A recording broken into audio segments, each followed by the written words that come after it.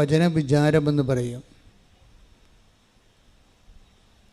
അതായത് ഒരു സാക്ഷ്യം എടുത്തിട്ട് അതിൽ പ്രവർത്തിച്ചിരിക്കുന്ന ഉടമ്പടി തത്വങ്ങൾ എന്താണ്, അതിൻ്റെ കോമൺ ഫാക്ടേഴ്സ് എന്താണ്, നമ്മൾക്ക് ആക്ടിവേറ്റ് ചെയ്യാൻ പറ്റിയ അതിൻ്റെ അകത്ത് നിന്ന് എടുക്കുന്ന ഒരു ഫോർമുല, സൂത്രവാക്യം, അത് നമ്മളെടുത്താൽ എങ്ങനെ നമ്മുടെ വിഷയത്തിൻ്റെ മേൽ പ്രശ്നത്തിന് ഒരു സോൾവിങ് ഉണ്ടാവും.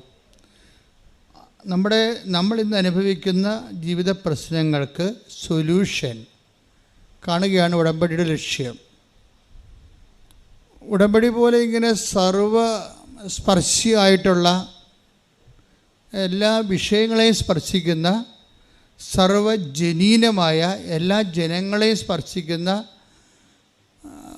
ഒരു പ്രെയർ പ്രോജക്റ്റ്, പ്രാർത്ഥനാ പദ്ധതി, അതാണ് ഉടമ്പടിയുടെ ഒരു തനത് കൃപയെന്ന് പറയുന്നത്. കാരണം എല്ലാ ജനങ്ങളെയും അത് ആപ്ലിക്കബിളാണ്. Divide of any caste and creed, എന്ത് ജാതിയായാലും എന്ത് മതമായാലും മനുഷ്യൻ എന്നുള്ള ആ ഒരു വിഷയത്തിൽ, കോമൺ ഫാക്ടറിൽ ഇത് ഏത് കാലാവസ്ഥയിലും വർക്കിംഗ് കണ്ടീഷനാണ്, വർക്കൗട്ട് ചെയ്യും. അപ്പോഴവർ ഓൾറെഡി ഉടമ്പടി പ്രാബല്യത്തിൽ വരുത്തി അവരതിനെ ക്രാക്ക് ചെയ്ത വിധം കണ്ടുപിടിക്കുക, അതിൽ പ്രവർത്തിച്ച തത്വങ്ങളെ ട്രേസ് ഔട്ട് ചെയ്യുക. അതാണ് ഈ വചന വിചാരണത്തിൻ്റെ അല്ലെങ്കിൽ കേസ് ഹിസ്റ്ററി സ്റ്റഡിയുടെ പ്രധാനപ്പെട്ട ലക്ഷ്യം, ഉടമ്പടി ധ്യാനത്തിലൂടെ. അപ്പം നിങ്ങൾക്കും ഇന്ന് ഇവിടുന്ന് ട്രേസ് ഔട്ട് ചെയ്തിരുന്ന പ്രിൻസിപ്പിൾ നിങ്ങളുടെ ജീവിത മണ്ഡലത്തിൽ നിങ്ങൾക്ക് ആപ്ലിക്കേറ്റ് ചെയ്യാവുന്നതാണ്. അതുകൊണ്ട് തന്നെ ഈ ധ്യാന മണിക്കൂറിലൂടെ ദൈവം നമുക്ക് ഉൾക്കാഴ്ചകൾ നൽകാനും ഉത്ബോധനം നൽകാൻ വേണ്ടി സ്തുതിക്കട്ടെ. ഹല്ലേലൂയ, ഹല്ലേലൂയ, ഹല്ലേലൂയ, ഹല്ലേലൂയ. ധ്യാനത്തിന്റെ ആദ്യ അന്തം നിങ്ങൾക്ക് വചനം നൽകണമേ എന്ന് പ്രാർത്ഥിക്കുന്നു. നിങ്ങളെ വചനത്താൽ വഴി നടത്തണമേ എന്ന് പ്രാർത്ഥിക്കുന്നു. ആ വെളിപാടുകൾ നൽകണമേ എന്ന് പ്രാർത്ഥിക്കുന്നു.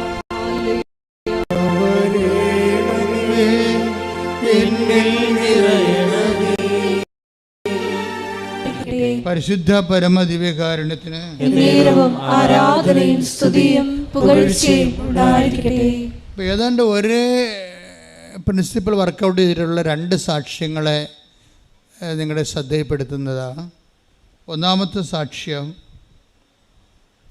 അലീഷ വർഗീസിൻ്റെ സാക്ഷ്യമാണ്. അതിൻ്റെ ഒപ്പം പഠിക്കാവുന്ന സാക്ഷ്യം മിനി സെലസ്റ്റിൻ ആരുവരെ.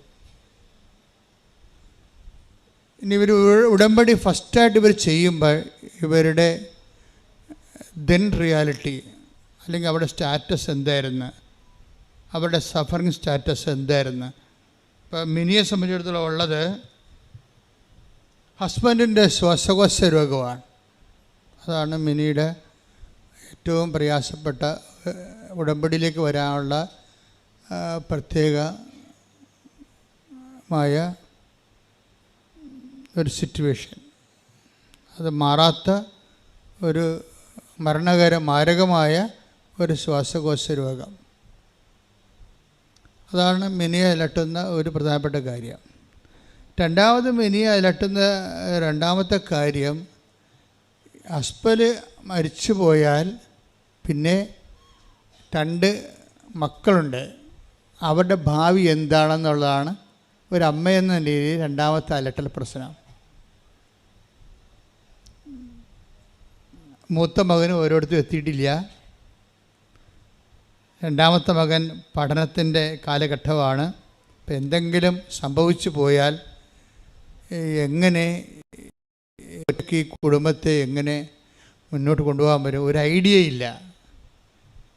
ആശങ്കയുണ്ട്, പക്ഷെ നിലനിൽപ്പിനുള്ളൊരു ആധാരങ്ങളില്ല. ഇതാണ് ഇവരുടെ ഒരു സിറ്റുവേഷൻ. ഇനി അപ്പം ഒരു 3 ഡീമെറിറ്റ്സ് അവർക്കുള്ളത്. ഇനി നമ്മൾ അലീഷയ്ക്ക് വരുമ്പോൾ അലീഷയുടെ കേസ് പറയണത് അവർക്ക് ഇതുപോലെ 3 ഡീമെറിറ്റ്സ് ഉണ്ട്.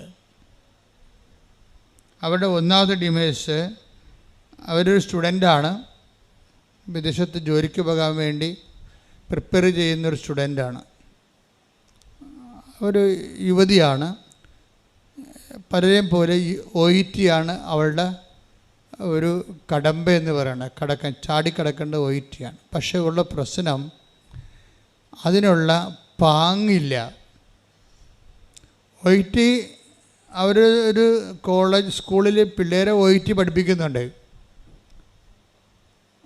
പക്ഷേ അവിടുത്തെ തന്നെ മാനേജർ, ഹെഡ് മിസ്ട്രസ് ഇവരോട് പറഞ്ഞിരിക്കുന്നത്, അലീഷ നിൻ്റെ ലാംഗ്വേജ് വളരെ പുവറാണ്, അതുകൊണ്ട് നീ പരീക്ഷ എഴുതാതിരിക്കുന്നതാണ് നല്ലത്. പരീക്ഷയ്ക്ക് പിള്ളേരെ പഠിപ്പിക്കുന്ന അധ്യാപികയെക്കുറിച്ച് അവരുടെ ഹെഡ് മിസ്ട്രസ് പറയുന്ന കമൻ്റാണ്, നീ OET എഴുതാതിരിക്കുന്നതാണ് നല്ലത്, എല്ലാ കാര്യം നിനക്കില്ല. അപ്പോൾ അതൊക്കെ മനസ്സിലായില്ലേ? 0 ശരിക്കും പറഞ്ഞാൽ സിറ്റുവേഷൻ അതാണ്.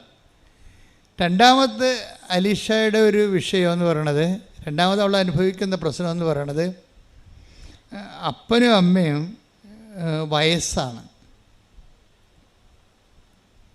അവൾക്ക് 27 വയസ്സുണ്ട്, അപ്പനും അമ്മയും വയസ്സാണ്.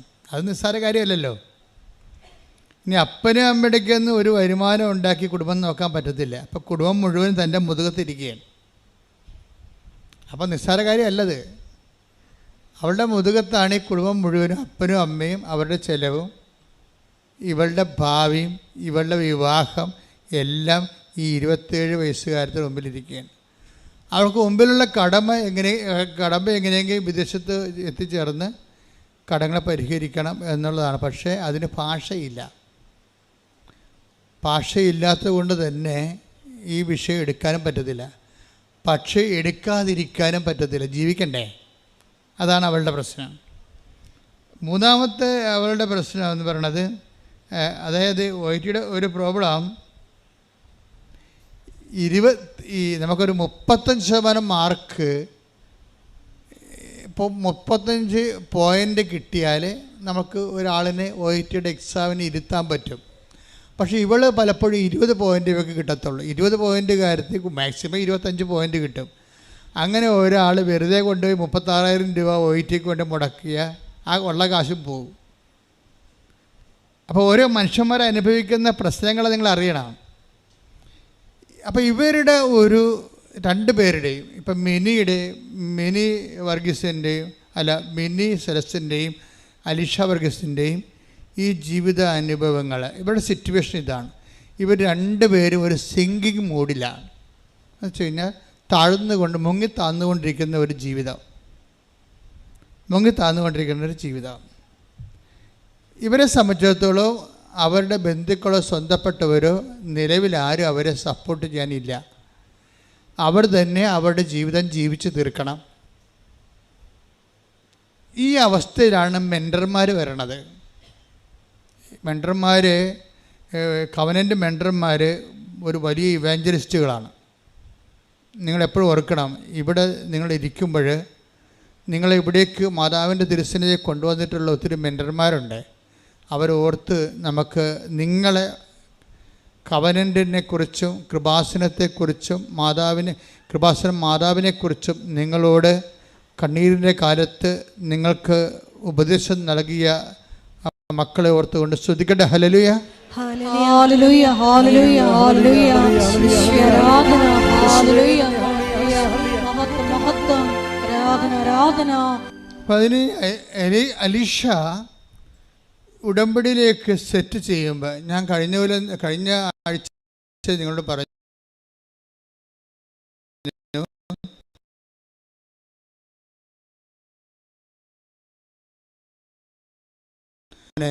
അവർ പദ്ധതിയിലേക്ക് ക്രമീകരിച്ച് വെക്കുക, സെറ്റ് ചെയ്ത് വെക്കുക.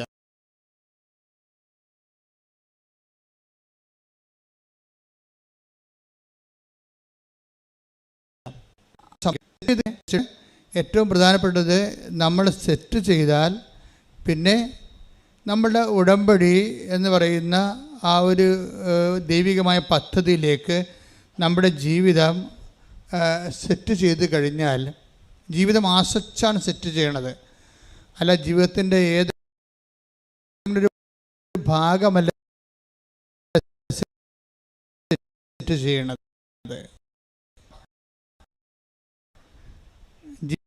ജീവിതം ആസ്വദിച്ച് നിങ്ങളുടെ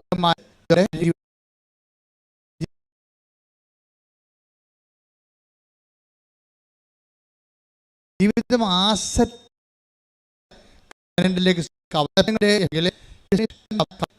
ചെയ്തു വരണത് സമ്പൂർണ്ണതയിൽ ആ വ്യക്തിയുടെ എല്ലാ ജീവിതം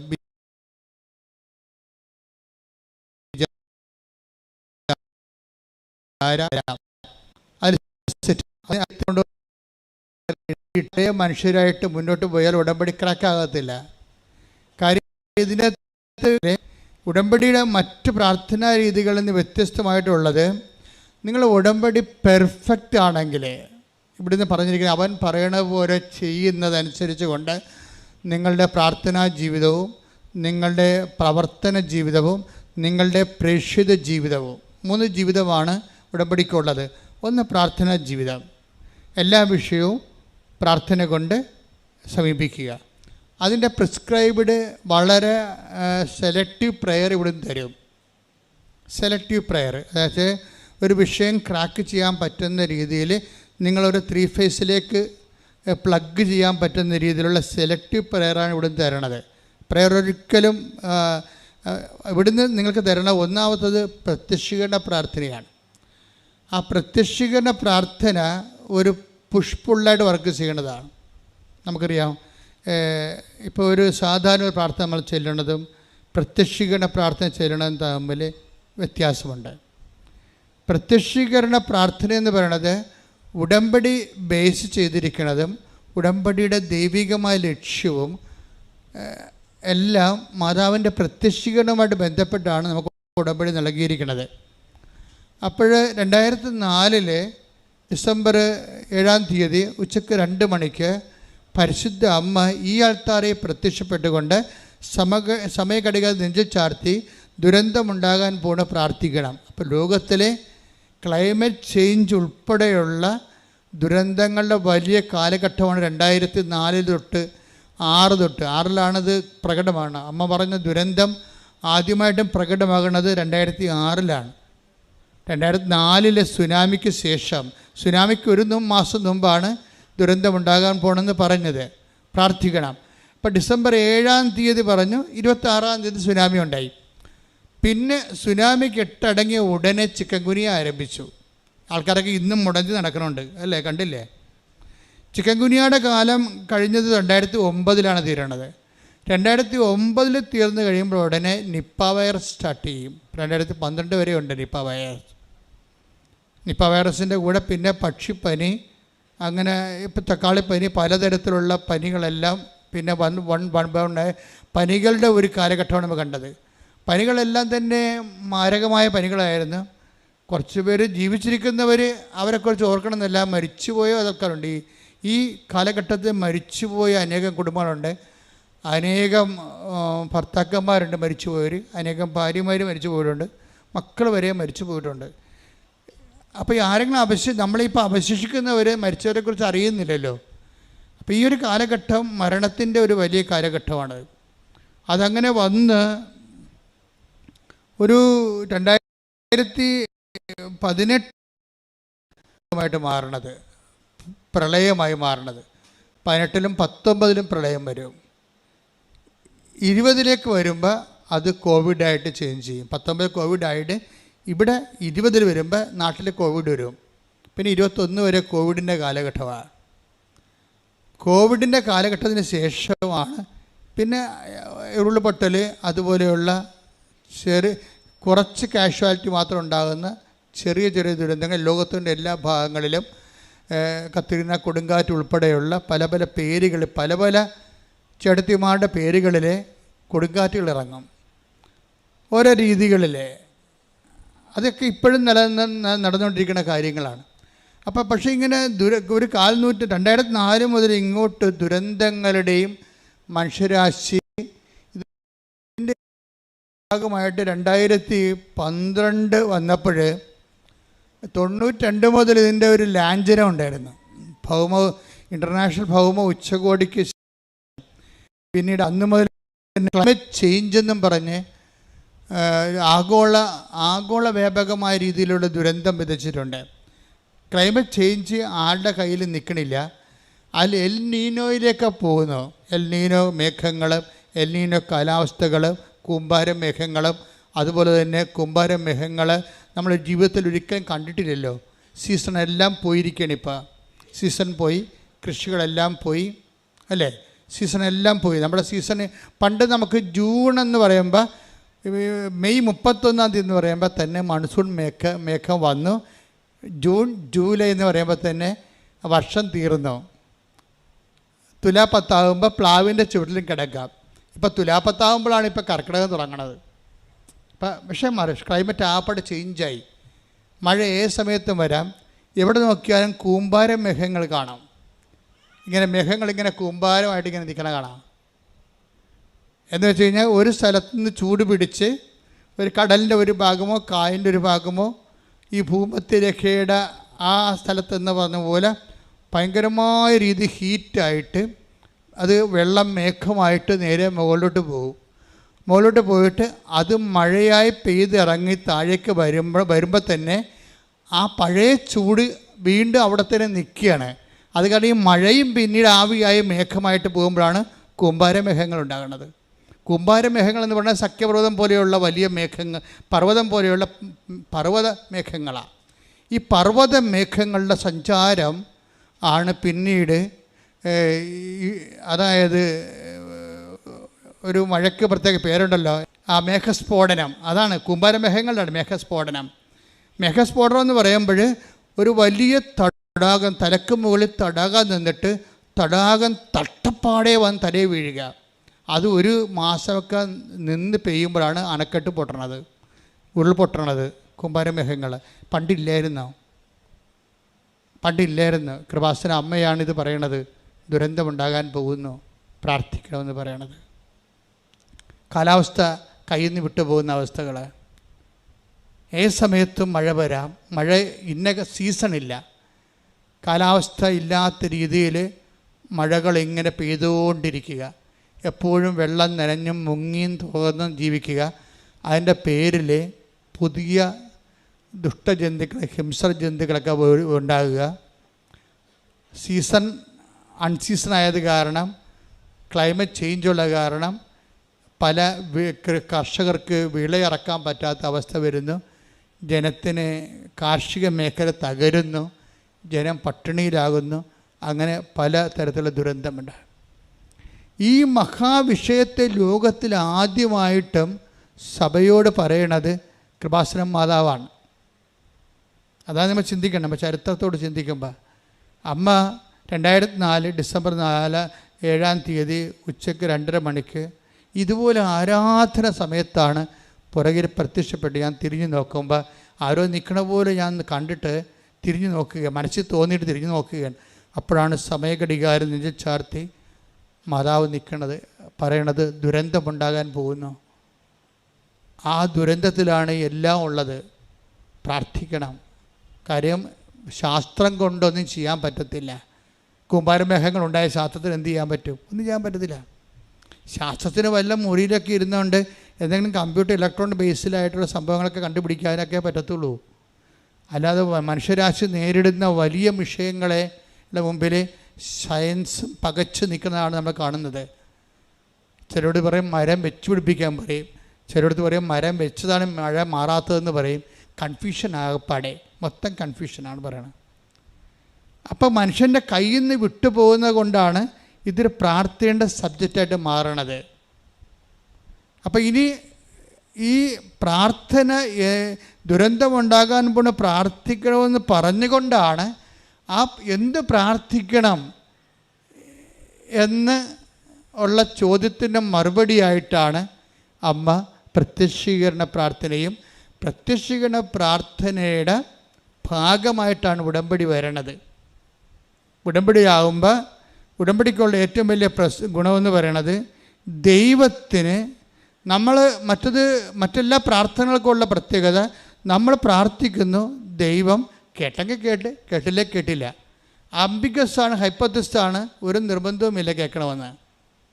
പക്ഷെ ഉടമ്പടിയെ സംബന്ധിച്ചിടത്തോളം ഉടമ്പടി ഉടനെ വ്യക്തിക്ക് ദൈവം വ്യക്തിയിൽ ഇൻട്രാക്ട് ചെയ്യാൻ പറ്റുന്ന രീതിയിൽ ഉടമ്പടി വ്യക്തിയെ ആദ്യം തന്നെ റീഫോർമാറ്റ് ചെയ്യും. നിർബന്ധപൂർവമുള്ള റീഫോർമാറ്റ് എന്നുവെച്ചാൽ ഇതിൻ്റെ ഉടമ്പടി ലക്ഷ്യം ദൈവം ഇപ്പം തന്നെ അലീഷായും മിനിയും പറയുന്ന കോമൺ ഫാക്ടറുണ്ട്. അവരെങ്ങനെയാണ് രക്ഷപ്പെട്ടതെന്ന് പറയുന്നുണ്ട്. ഉടമ്പടി ചെയ്തപ്പോൾ എന്താണ് അവർക്ക് സംഭവിച്ചത്, എങ്ങനെയാണ് ഈ പ്രശ്നങ്ങളിൽ നിന്ന്, ഭർത്താവിൻ്റെ മാരകമായ ശ്വാസകോശ രോഗങ്ങളിൽ നിന്നും പെട്ടെന്ന് മകന് ജോലി കിട്ടിയതും ഇളയ മകൻ പഠിച്ച് കയറിയതും എങ്ങനെയാണെന്ന് മിനി പറയുന്നുണ്ട്. അതുപോലെ തന്നെ അലീഷ പറയുന്നത്, എൻ്റെ അപ്പനമ്മയും പ്രായമാണ്, എനിക്ക് 27 വയസ്സാണ്, എനിക്ക് ഭാഷ അറിയാൻ പാടില്ല, എന്നോട് എൻ്റെ മാനേജർ തന്നെ പറഞ്ഞു, പ്രിൻസിപ്പൾ തന്നെ പറഞ്ഞു എഴുതണ്ടെന്ന് പറഞ്ഞു. എന്നിട്ട് എങ്ങനെയാണ് അവൾ എഴുതിയത്, അവൾക്ക് എവിടെ നിന്നാണ് പണം കിട്ടിയത്, എങ്ങനെ എഴുതിയപ്പോൾ അവൾ ഒറ്റയടിക്ക് ജയിച്ചത്? കാര്യം ഭാഷ അറിയുന്നവർ പോലും 10 പ്രാവശ്യം പോയിട്ട് എഴുതുന്നത് നമ്മൾ കേട്ടിട്ടുണ്ട്.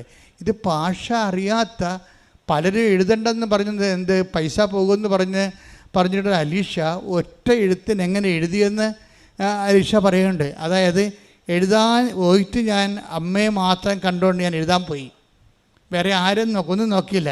എനിക്ക് എന്നെക്കുറിച്ചറിയാം, ഞാനൊരു ബിഗ് സീറോയാണ്, പക്ഷേ ഞാൻ അമ്മയെ മാത്രം കണ്ടു. ഉടമ്പടിയിലാകുമ്പോഴുള്ള പ്രശ്നം വെച്ച് കഴിഞ്ഞാൽ ഈ പേഴ്സൺ നമ്മുടെ വ്യക്തിത്വത്തിലേക്ക് ദൈവം ഇൻട്രാക്ട് ചെയ്യുകയല്ല, ബൈ പേഴ്സൺ ആയിട്ട് പ്രസൻ്റ് ആകും.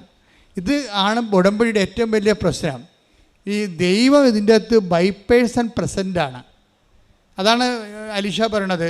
ഞാൻ സാധാരണ ഇംഗ്ലീഷ് സംസാരിക്കത്തില്ല, ഞാൻ വാപ്പൊളിക്കാൻ എനിക്ക് പേടിയാണ്.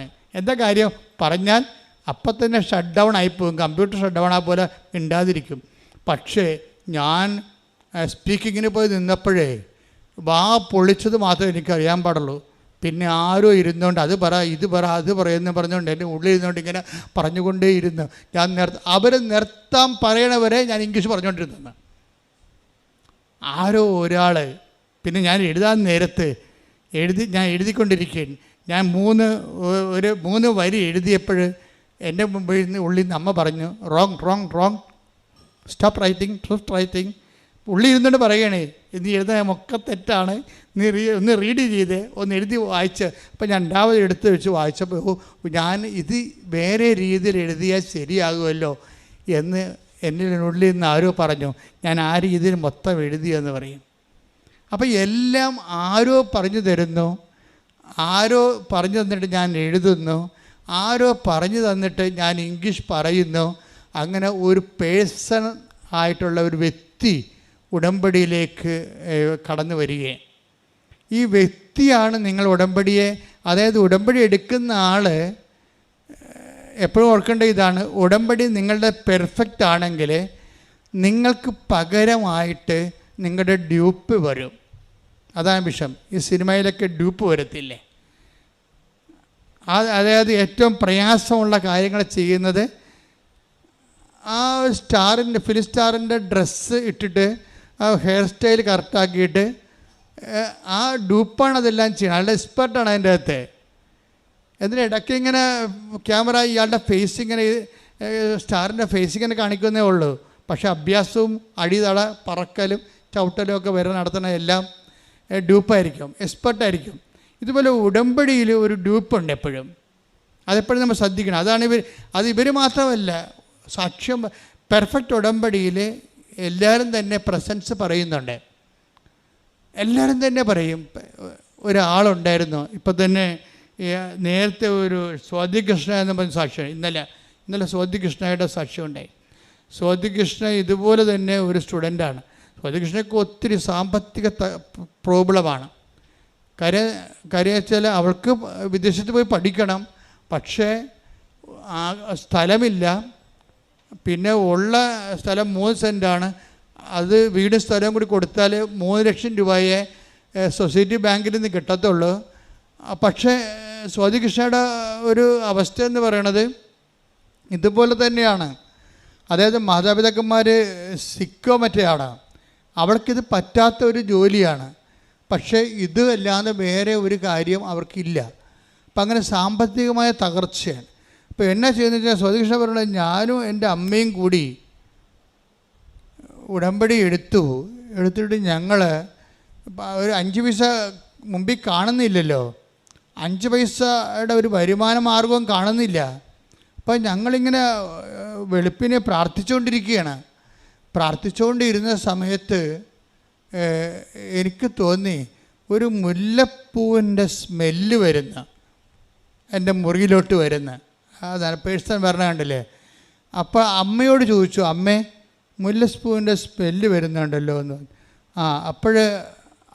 അവളുടെ മനസ്സിൽ തോന്നി, നീ വെളുപ്പിനെ അടഞ്ഞു കിടക്കുന്ന വാതിലല്ലേ, വാതിൽ തുറക്കാൻ പറഞ്ഞു. ഉടനെ സ്വാതി വന്ന് പ്രാർത്ഥനയിൽ വാതിൽ തുറക്കുമ്പോൾ ഈ സ്മെല്ല് വല്ലാണ്ട് അങ്ങോട്ട് മുറിയിലോട്ട് കയറി വരും. അപ്പം അമ്മ കയറി വരണതാണ് അതായത് ഇത്. ഇങ്ങനെ അതായത് ഈ പ്രസൻസ് നിങ്ങൾ ഉടമ്പടി ശരിക്കും ഉടമ്പടിയിലാണെങ്കിൽ നിങ്ങൾക്ക് പ്രസൻസ് ഫീൽ ചെയ്യേണ്ടതാണ്. കാര്യം ഉടമ്പടിയുടെ പാക്കേജിലുള്ളതാണ്. എന്താണ് പറഞ്ഞിരിക്കുന്നത്? ഞാൻ എൻ്റെ കൂടാരം നിങ്ങളുടെ ഇടയിൽ സ്ഥാപിക്കും. വാഗ്ദാന പേടകത്തിൻ്റെയൊക്കെ കോൺസെപ്റ്റ് അതാണ്. വാഗ്ദാന പേടകത്തിൻ്റെ കോൺസെപ്റ്റ് തന്നെ നിങ്ങൾ അവൻ പറയണ പോലെ ചെയ്ത് കഴിയുമ്പോൾ, ദൈവത്തിൻ്റെ വചനം നിങ്ങളെ പാലിച്ച് കഴിയുമ്പോൾ നിങ്ങൾ തന്നെ വാഗ്ദാന പേടകമായിട്ട് കൺവേർട്ട് ചെയ്യും. ആർക്ക് ഓഫ് ദി കവനൻ്റ്, ദൈവം നിങ്ങളിൽ വസിക്കും.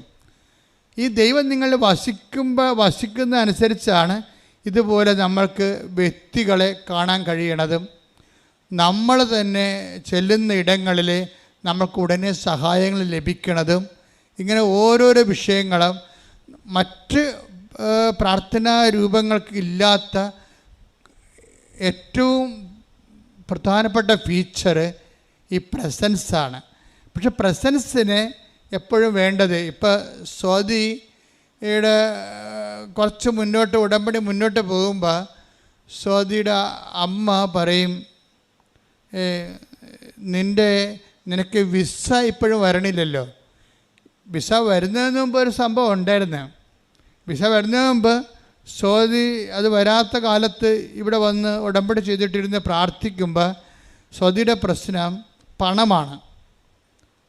പണം കിട്ടാനുള്ള മാർഗവും ഇല്ല, അതിനെ ചിന്തിക്കാൻ പോലുള്ള സ്വാതന്ത്ര്യമില്ല. പണത്തെക്കുറിച്ച് നമുക്ക് ഇന്നയാൾ തരും ഇന്ന സ്ഥലത്ത് നിന്ന് ചോദിക്കാമെന്നൊക്കെ നമുക്കൊരു ഐഡിയ ഇല്ലേ. പണത്തെക്കുറിച്ച് സ്വാതിയെ സംബന്ധിച്ചിടത്തോളം കിട്ടാനുള്ള ഒരു ആശയം പോലും ഇല്ല.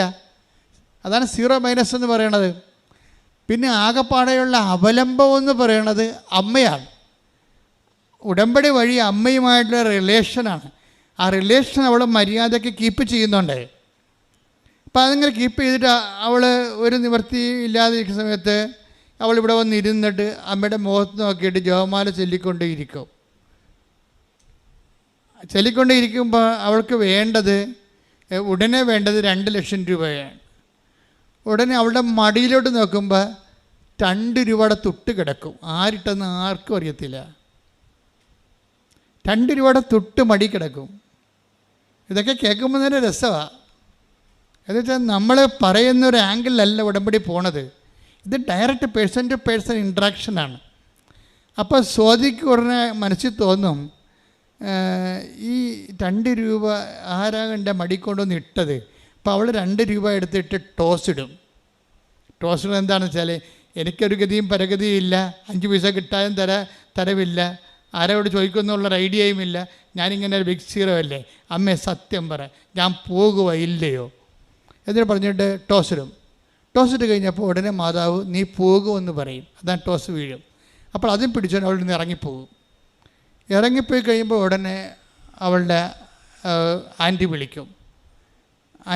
വിളിച്ചിട്ട് ഈ 2 ലക്ഷം രൂപ അവൾക്ക് ക്രമീകരിച്ച് കൊടുക്കും. അപ്പോൾ പിന്നെ ഈ പൈസ അവളുടെ കയ്യിൽ നിന്ന് കാണാതെ പോകും. അത് ഇത് ഭയങ്കര രസം. ആ സാക്ഷി ഇന്നാണ് ഇട്ടിരിക്കുന്നത്, നിങ്ങൾ നോക്കിയാൽ മതി. എങ്ങനെയാണ് വളരെ കോൺക്രീറ്റ് ടാഞ്ചിബിളായിട്ട് നമ്മളോട് ദൈവം ഇങ്ങനെ മെറ്റീരിയലായിട്ട് ഇടപെടുന്നത്? ഉടമ്പടിയുടെ ഏറ്റവും വലിയ ഫീച്ചറിലൊന്നാണ് മെറ്റീരിയലായിട്ട് നമ്മളോട് ഇടപെടുന്നത്, മെറ്റീരിയൽ എവിഡൻസോടുകൂടി.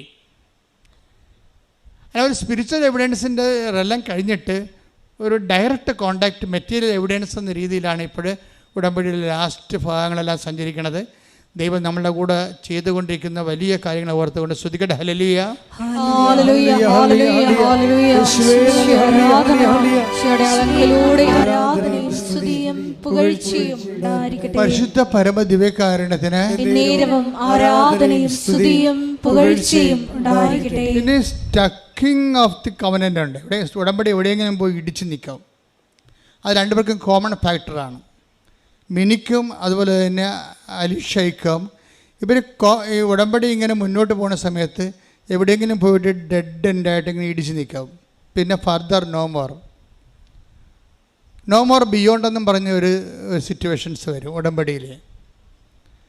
എന്നിട്ട് ഇവർക്ക് രണ്ടുപേർക്കും കോമൺ ഫാക്ട് വർക്ക് ചെയ്യണത്, ഇപ്പം മിനിയുടെ കാര്യത്തിലും ഒരു ടൈം കഴിഞ്ഞാൽ പിന്നെ വർക്കിംഗ് കണ്ടീഷൻ അല്ല. ഭർത്താവ് സുഖപ്പെട്ടു, ആ മാരകമായ ശ്വാസകോശ രോഗിയായിരുന്ന ആൾ സുഖപ്പെട്ടു. പിന്നെ മക്കളുടെ കാര്യം വരുമ്പോൾ ഉടമ്പടി ഇടിച്ച് നിൽക്കാം. നോ മോർ ബിയോണ്ട് എന്നും പറഞ്ഞ് ഇടിച്ച് നിൽക്കാം. ഉടക്കി നിൽക്കേ, ഉടമ്പടിയിൽ ഉടക്കെന്ന് പറയും. ഇപ്പോൾ മത്സ്യത്തൊഴിലാളികളൊക്കെ എപ്പം ഉപയോഗിക്കുന്ന വാക്കാണ് ഉടക്ക്. വല വിട്ട് കഴിഞ്ഞാൽ പാറ കുടുങ്ങി നിൽക്കും, പിന്നെ വലിച്ചാൽ വരത്തില്ല. വരികയാണെങ്കിൽ മോശമായിട്ട് വലിക്കുകയാണെങ്കിൽ വല കീറിയും പോകും, ഉള്ള മീനും കൂടി പോകും. അങ്ങനെ ഉടക്കെന്ന് പറയണത്. ഉടമ്പടിയിൽ ഉടക്കുണ്ട്. ഉടക്കെന്ന് പറയുമ്പോഴേ ഇവരുടെ രണ്ടുപേരും മിനിയുടെയും അലീഷയുടെയും ഉടമ്പടി ഉടക്ക് സെയിമാണ്. എന്താണെന്ന് വെച്ച് കഴിഞ്ഞാൽ ഒരു സെക്കൻഡ് ഏജൻറ്റ് വന്നിട്ട് പറയും, ഇപ്പോൾ അലീഷയുടെ അമ്മയാണ് പറയണത്, എന്തുകൊണ്ടാണ് നിനക്ക് ഫർദർ ആയിട്ടുള്ള വീണ്ടും നിനക്ക് മുന്നോട്ട് പോകാൻ പറ്റാത്തതിൻ്റെ കാരണം നീ ഉടമ്പടിയിലെ കാരുണ്യ പ്രവർത്തികൾ ചെയ്യാത്തത് കൊണ്ടാണ്. അതാണ് സംഭവം. എല്ലാവർക്കും ഉടമ്പടി ഉടക്ക് വരുന്നതിൻ്റെ മെയിൻ സംഭവം ഉടമ്പടി ഉടക്ക്. ഇപ്പോൾ മിനിയുടെ കാര്യത്തിലും അങ്ങനെയാണ്. മകൻ്റെ കാര്യത്തിന് ഒരു മൂവ്മെൻ്റ് ഉണ്ടാകത്തില്ല. അപ്പോൾ മൂവ്മെൻ്റ് ഉണ്ടാകാതെ വരുമ്പോൾ മിനി സ്വയമായിട്ട് തന്നെ എക്വിപ്ഡ് ആയത് കാരണം അവൾ മനസ്സിരിച്ചറിയും പ്രേക്ഷിത പ്രവർത്തനം ചെയ്യാത്തത് കൊണ്ടാണെന്ന്. പിന്നെ പ്രേക്ഷിത പ്രവർത്തനങ്ങൾ ചെയ്യാൻ തുടങ്ങും. പ്രേക്ഷിത പ്രവർത്തനം, കാരുണ്യ പ്രവൃത്തി എന്ന് രോഗികളെ കാണുന്നത്. കാരുണ്യ പ്രവൃത്തിക്ക് പകരം പ്രേക്ഷിത പ്രവൃത്തി ആകത്തില്ല. പ്രേക്ഷിത പ്രവൃത്തി എന്ന് പറയുന്നത് യേശുവിനെ അറിയാത്തവരെ അറിയിക്കുക. അതിനാണ് ഈ പത്രം കൊടുക്കണമെന്ന് പറയണത്. പത്രം കൊടുക്കുമ്പോൾ അവർ ചെയ്യണത്, ചിലരിങ്ങനെ പത്രം കൂളായിട്ട് കൊടുത്തിട്ട് പോരും. ചിലർ പത്രത്തെക്കുറിച്ച് പറയുമ്പോൾ കൃപാസനത്തെക്കുറിച്ച് പറയും, മാതാവിനെക്കുറിച്ച് പറയും. സ്വാതി പറയണത് ഈ ഉടമ്പടിയിൽ പുഷ് പുള്ളെന്ന് പറഞ്ഞ് വേറെ ഒരു പ്രക്രിയ കാണുന്നുണ്ട്. പുഷ് പുള്ളെന്ന് വെച്ച് കഴിഞ്ഞാൽ നമ്മളുടെ സൽപ്രവർത്തികളും അതുപോലെ തന്നെ മറ്റു തരത്തിലുള്ള ഉടമ്പടി പ്രവർത്തനങ്ങളെല്ലാം നമ്മൾ ഉടമ്പടിയെ പുറകിൽ തള്ളി മുമ്പോട്ട് കൊണ്ടുപോകണതാണ്. ഈ മുമ്പിൽ നിന്ന് വലിക്കണ ഒരു പരിപാടിയുണ്ട്. മുമ്പിൽ നിന്ന് വലിക്കണമെന്ന് വെച്ച് കഴിഞ്ഞാൽ ദൈവത്തിന് പ്രയോജനമുള്ള കാറ്റഗറിയിലേക്ക് നമ്മൾ ഉടമ്പടിയെ മൂവ്മെൻറ്റ് ചെയ്ത് കൊണ്ടുവരണം. ഇപ്പോൾ ഇവളെന്താ പറയണത്, സ്വാതി പറയണത്, കർത്താവേ, സ്വാതിയുടെ പ്രാർത്ഥനകൾ അവസാന കാലമാകുമ്പോൾ ഉടമ്പടി ക്രാക്കിംഗ് കണ്ടീഷനിലേക്ക് പോകുമ്പോൾ സ്വാതി അപ്പം പ്രാർത്ഥിക്കണേ, കർത്താവേ, എല്ലാവരോടും ഞാൻ പറയുന്നുണ്ട്, മറ്റുള്ളവരുടെ അനുഭവങ്ങളാണ് പറയണത്. ഞങ്ങളുടെ നാട്ടിലെ ചേച്ചിക്ക് ഇന്നത് സംഭവിച്ചു, രോഗം ഇങ്ങനെ സുഖപ്പെട്ടു, ജോലി അങ്ങനെ കിട്ടിയെന്നൊക്കെയാണ് അയാൾ പറഞ്ഞുകൊണ്ടാണ് ഞാൻ നിന്നെ പരിചയപ്പെടുത്തുന്നത്. ഈശോ, ഞാൻ നിന്നെ മറ്റുള്ളവരുടെ അനുഭവങ്ങൾ പറഞ്ഞുകൊണ്ടാണ് പരിചയപ്പെടുത്തുന്നത്. എനിക്ക് നിന്നെ പരിചയപ്പെടുത്തണമെങ്കിൽ എനിക്ക് നീ സ്വന്തം അനുഭവങ്ങൾ തരണമെന്ന് പറയും. അവിടെ വിഷയം അതാണ്. ഇവർ പറഞ്ഞത് ഇവരുടെ നിയോഗം നിറവേറ്റാനാണ് പറയണത്. പക്ഷെ പറയണ ഭാഷ ഉപയോഗിച്ചിരിക്കുന്നതിൻ്റെ ഇൻറ്റൻഷൻ വ്യത്യാസമുണ്ട്. നിങ്ങൾ പറയും ഭർത്താവിൻ്റെ കുടിമാറണേ പറഞ്ഞാൽ ഈ ജന്മം മാറത്തില്ല. കാര്യം അത് നിങ്ങൾ സെറ്റ് ചെയ്തിരിക്കുന്ന പ്രെയർ സെറ്റ് ചെയ്തിരിക്കുന്ന രീതി, അതിൻ്റെ സെൻറ്റർ പോയിൻ്റ് നിങ്ങളാണ്, ദൈവമല്ല. നിങ്ങളുടെ കുടി മാറിയിട്ട് കർത്താവിന് എന്ത് കിട്ടാനാണ്? നിങ്ങളുടെ കുടി മാറിയാൽ അത്തരം കാശ് വീട്ടിൽ കിട്ടും, അത്തരം കാശ് കൂടി നിങ്ങൾക്ക് സാരി വാങ്ങിക്കാവുന്നല്ലാതെ ദൈവത്തിന് എന്താ പ്രയോജനം? അപ്പോൾ പ്രാർത്ഥന റീഡിസൈൻ ചെയ്യണം. പറഞ്ഞ മനസ്സിലായില്ലേ? ഇതിൻ്റെ ഒരു എൻജിനീയറിങ്, കവനൻ്റ് എൻജിനീയറിങ് എന്ന് പറയുന്നത് ബുദ്ധിപരമായിട്ട് ചെയ്യേണ്ട പ്രാർത്ഥനയാണിത്. എന്നുവെച്ചാൽ ഇപ്പോൾ സ്വാതി പറയണത് എന്താണെന്ന് വെച്ചാൽ, എനിക്ക് നിന്നെ കൺവേ ചെയ്യണം. പക്ഷേ ഇത്രയും നാൾ ഞാൻ ചെയ്തുകൊണ്ടിരുന്നത് മറ്റുള്ളവരുടെ അനുഭവങ്ങളാണ് ഞാൻ പറഞ്ഞുകൊണ്ടിരുന്നത്. പക്ഷേ ഇപ്പം ഞാൻ അങ്ങോട്ട് പറയണത് എനിക്ക് എൻ്റെ അനുഭവങ്ങൾ തരണം. അപ്പോൾ എനിക്ക് ഈസി ആയിരിക്കും. അതാണ് പുള്ളെന്ന് പറയണത്. പുഷ് മാത്രമല്ല, പുള്ളിയെ മുമ്പോട്ട്. കാര്യം ദൈവത്തിന് പ്രയോജനമുള്ള കണ്ടൻ്റ് ആവും. അപ്പോൾ സ്വാഭാവികമായിട്ട് ഇതിൻ്റെ സ്പീഡ് കൂടും, ഇതിൻ്റെ വേഗം കൂടും, ഉടമ്പടിയുടെ വേഗം കൂടും. Take the bird of God. Habakkuk 3:19. Habakkuk 3:19. കർത്താവായ ദൈവമാണ് എൻ്റെ ബലം, കലമാൻ്റെ പാദങ്ങൾക്കെന്ന പോലെ അവിടുന്ന് എൻ്റെ പാദങ്ങൾക്ക് വേഗത നൽകി, ഉന്നതങ്ങളിൽ അവിടുന്ന് എന്നെ നടത്തുന്നു. Praise lord. അല്ലാതെ ഉന്നതങ്ങളിലേക്ക് അവിടെ നിന്നെ നടത്തുന്ന, മേൽഗതിയിലേക്ക് നമ്മളെ നയിക്കുകയാണ്.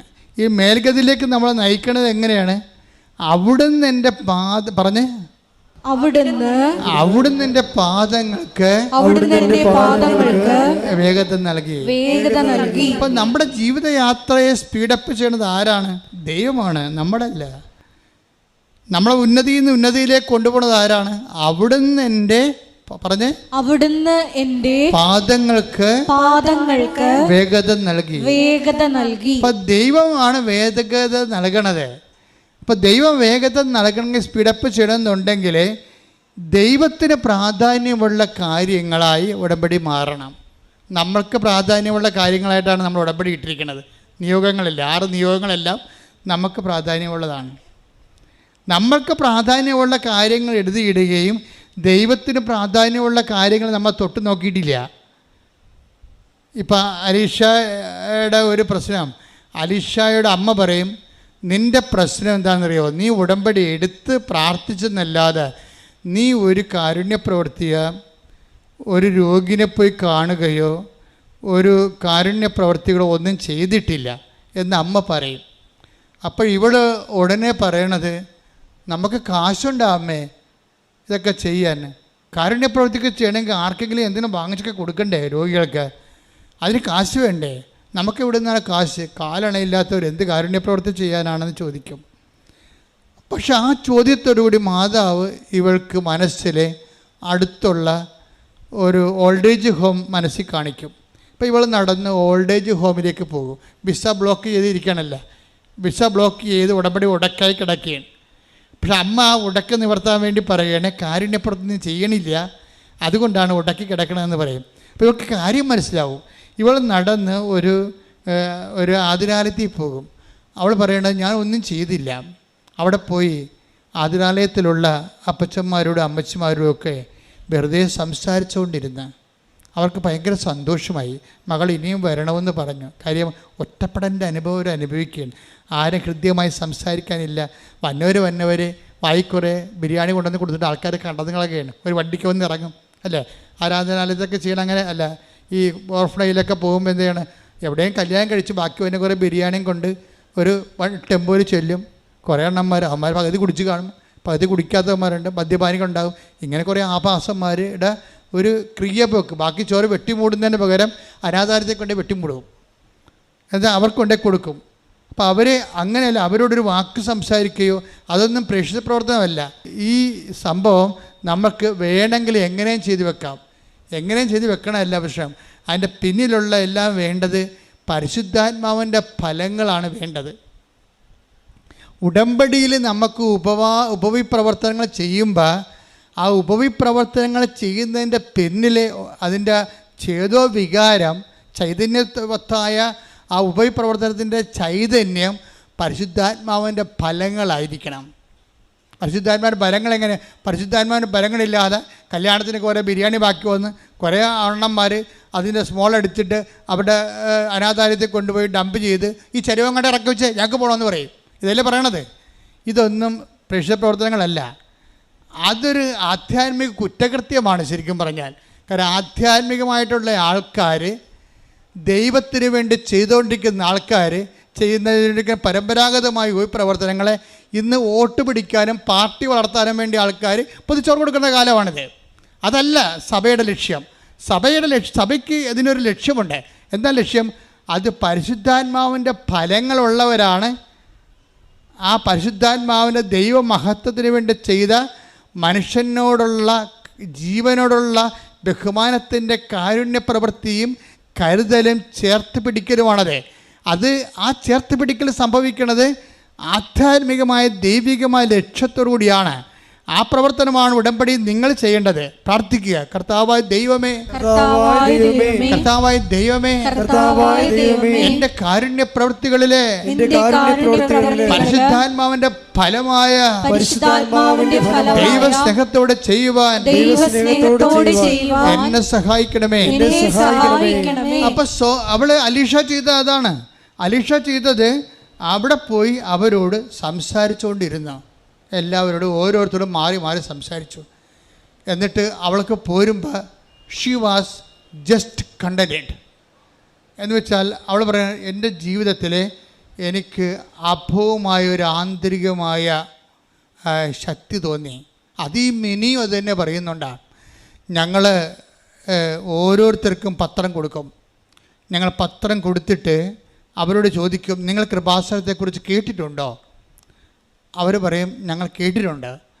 എന്നാൽ പിന്നെ അത്ഭുതങ്ങൾ വായിക്കണം, ഈ ആഴ്ച നടന്ന കാര്യമാണ്, നിങ്ങൾ കൃപാസനത്തിൽ പോയിട്ടുണ്ടോ?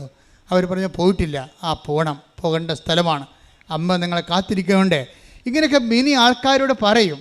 അതാണ് പ്രേക്ഷിത പ്രവർത്തനം, ദൈവസ്നേഹം എന്ന് പറയുന്നത്. അല്ലാതെ പത്രം കൊണ്ട് വലിച്ചെറിഞ്ഞാൽ പോകുകയില്ല. ആരുടെങ്കിലും മോന്തക്കിട്ട് ചാണ്ടിയിട്ട് അടുത്ത ഇനി 4 കൂടി ഉണ്ടെന്ന് പറഞ്ഞ് നടക്കണേ. ഇങ്ങനെയുള്ള ആൾക്കാരെ ഉടമ്പടി എടുത്തിരിക്കണത് വെളുക്കാൻ ചെക്കണ പാണ്ടാകാൻ സാധ്യതയുണ്ട്. അപ്പം എന്നിട്ട് ഈ ഇപ്പം മിനി അലിഷയുമാണല്ലോ, 2 പേരാണല്ലോ ഇവിടെ മോഡലായിട്ട് എടുത്തിരിക്കണത്. ഈ മിനി പറയണ ഒരു കാര്യമുണ്ട്. അതായത് ഞങ്ങളുടെ അനുഭവങ്ങൾ കർത്താവിനെ അറിയാത്തവരോട് പറയും, ഞങ്ങൾ എങ്ങനെയാണ് രക്ഷപ്പെട്ടതെന്ന് പറയും. എന്നിട്ട് കർത്താവിനെ കുറിച്ച് അവരോട് സംസാരിക്കും. തിരിച്ചു പോരുമ്പോൾ എന്തെന്നില്ലാത്ത ആന്തരിക ആഹ്ലാദമാണ് മനസ്സിൽ. അതാണ് കണ്ടൻ്റ് എന്ന് പറയുന്നത്. അത് അലീഷയ്ക്കും വരുന്നുണ്ട്. ഈ ഓൾഡ് ഏജ് ഹോമിൽ പോയി അപ്പച്ചന്മാരോടും അമ്മച്ചിമാരോടും രാവിലെ മുതൽ വൈകുന്നേരം വരെ ഇങ്ങനെ സംസാരിച്ചുകൊണ്ടിരിക്കുമ്പോൾ അവർ ചിരിക്കുന്നുണ്ട്, അവർ സംസാരിക്കുന്നുണ്ട്. അവരുടെ ഏറ്റവും വലിയ ദാരിദ്ര്യം സംസാരിക്കാനും കേൾക്കാനും പറയാനും ആരും ഇല്ലാത്തതാണെന്ന് മനസ്സിലാക്കുമ്പോൾ അലീഷ പറയും, കാശെന്തിനാ കാരുണ്യ പ്രവർത്തിക്ക്. ആൾ പറയുന്നുണ്ട്, കാശെന്തിനാ കാരുണ്യ പ്രവർത്തിക്ക്, മര്യാദക്ക് സ്നേഹത്തോടെ സംസാരിക്കാൻ അറിഞ്ഞാൽ മതി. അപ്പോൾ കാരുണ്യ പ്രവൃത്തിയാണ് നിൻ്റെ പ്രശ്നം. നിൻ്റെ ഉടമ്പടിയുടെ ഉടക്കെന്ന് മനസ്സിലാക്കിയപ്പോൾ പിറ്റേ ദിവസം മുതൽ മൂവ്മെൻ്റായി ഉടമ്പടി. നിങ്ങളുടെ ഉടമ്പടി ഉടക്കി കിടക്കുന്നുണ്ടെങ്കിൽ അതിൻ്റെ ഉത്തരവാദിത്വം നിങ്ങൾ മാത്രമാണ്. നിങ്ങൾ മാത്രമെന്ന് പറഞ്ഞു കഴിഞ്ഞാൽ ചിലപ്പോൾ നിങ്ങൾ കാരുണ്യ പ്രവർത്തനം ചെയ്യുന്നുണ്ടാകും, ചെയ്യുന്നില്ലെന്നൊന്നും ഞാൻ പറയത്തില്ല. നിങ്ങൾ പ്രേക്ഷിത പ്രവർത്തനം ചെയ്യുന്നുണ്ടാകും, ചെയ്യുന്നില്ലെന്ന് ഞാൻ പറയത്തില്ല. ചെയ്യേണ്ടതുപോലെ ചെയ്യണില്ലെന്നാണ് പ്രശ്നം. ചെയ്യേണ്ടതുപോലെ എന്താണ്? എന്ത് ചെയ്താലും കർത്താവിൻ്റെ സ്നേഹത്തോടെ ചെയ്യണം. എന്ത് ചെയ്താലും take the bed of God. എന്ത് ചെയ്താലും 1 കൊരിന്തോസ് 16:14 നിങ്ങളുടെ സകല കാര്യങ്ങളും സ്നേഹത്തോടെ നിർവഹിക്കുവിൻ. പ്രൈസ് ദി ലോർഡ് എന്ന് പറഞ്ഞ നിങ്ങളുടെ സകല കാര്യങ്ങളും സ്നേഹത്തോടെ നിർവഹിക്കുവിൻ. അപ്പോൾ ഈ വിഷയങ്ങളെല്ലാം നമ്മൾ എന്ത് ചെയ്യുന്നു എന്നുള്ളതല്ല പ്രശ്നം. പത്രം കൊടുത്തു, രോഗികളെ പോയി കണ്ടു, പൊതിച്ചോറ് കൊടുത്തു, വെളുപ്പിന് എഴുന്നേറ്റ് പാകം ചെയ്തു, അതല്ല പ്രശ്നം. പ്രശ്നം എന്താണ്? അതിൻ്റെ അകത്ത് ഇന്ധനത്തിനാണ് പ്രശ്നം. അത് നിങ്ങൾ സ്നേഹത്തോടെയാണ് ചെയ്യേണ്ടത്. സ്നേഹം എന്ന് പറഞ്ഞു കഴിഞ്ഞാൽ ദൈവത്തെ മഹത്വപ്പെടുത്തുന്ന സ്നേഹമാണ്. ബൈബിളിൽ നമുക്ക് സ്നേഹമുണ്ടാകാം, നമുക്ക് വിശ്വാസമുണ്ടാകാം. പക്ഷേ മനുഷ്യ സ്നേഹമുണ്ട്, മനുഷ്യവിശ്വാസമുണ്ട്. അതിൽ ഉടമ്പടി വർക്കൗട്ട് ചെയ്യത്തില്ല. ദൈവസ്നേഹമുണ്ട്, ദൈവവിശ്വാസമുണ്ട്. അതെന്താ വ്യത്യാസം എന്ന് വെച്ച് കഴിഞ്ഞാൽ ഇപ്പം റോമ 4:20 എടുത്ത് ദൈവത്തെ മഹത്വപ്പെടുത്തിക്കൊണ്ട് പറഞ്ഞേ, ദൈവത്തെ മഹത്വപ്പെടുത്തിക്കൊണ്ട് അവൻ വിശ്വാസത്താൽ ശക്തി പ്രാപിച്ചു. അപ്പോഴ് ദൈവവിശ്വാസം എന്ന് പറയുന്നത് മനുഷ്യവിശ്വാസം കേവലമാണ്. മനുഷ്യവിശ്വാസത്തിൽ ചെയ്യാം. എന്തുമാത്രം മനുഷ്യന്മാരാണ് ദൈവത്തെ അറിയാത്തവരൊക്കെ ദൈവത്തെ വിശ്വസിക്കാത്തവർ പോലും കുറേ ഉപപ്രവർത്തനങ്ങളൊക്കെ ചെയ്യണില്ലേ? അത് മനുഷ്യവിശ്വാസമാണ്. ദൈവവിശ്വാസം എന്ന് പറയണത് റോമ 4:20 എന്താണ്? ആ വിശ്വാസം കൊണ്ട് ലക്ഷ്യം ദൈവത്തെ മഹത്വമായിരിക്കണം. അല്ല നമുക്ക് വോട്ട് വാങ്ങിക്കുക എന്നുള്ളതല്ല, അധികാരത്തിൽ കയറുക എന്നുള്ളതല്ല. അതിൻ്റെ വിഷയം ദൈവത്തിൻ്റെ മഹത്വമായിരിക്കണം. അപ്പം നീ ഉടമ്പടിയിൽ ഒരു ഉപവിപ്രവർത്തനം ചെയ്യുമ്പോൾ അതിൻ്റെ ഉദ്ദേശം എന്താണ്? ദൈവത്തിൻ്റെ മഹത്വമായിരിക്കണം. അപ്പം മിനി അത് പറയുന്നുണ്ട്, ഞങ്ങളത് ചെയ്ത് കഴിയുമ്പോൾ ഞങ്ങൾക്ക് വല്ലാത്ത സന്തോഷമാണ്.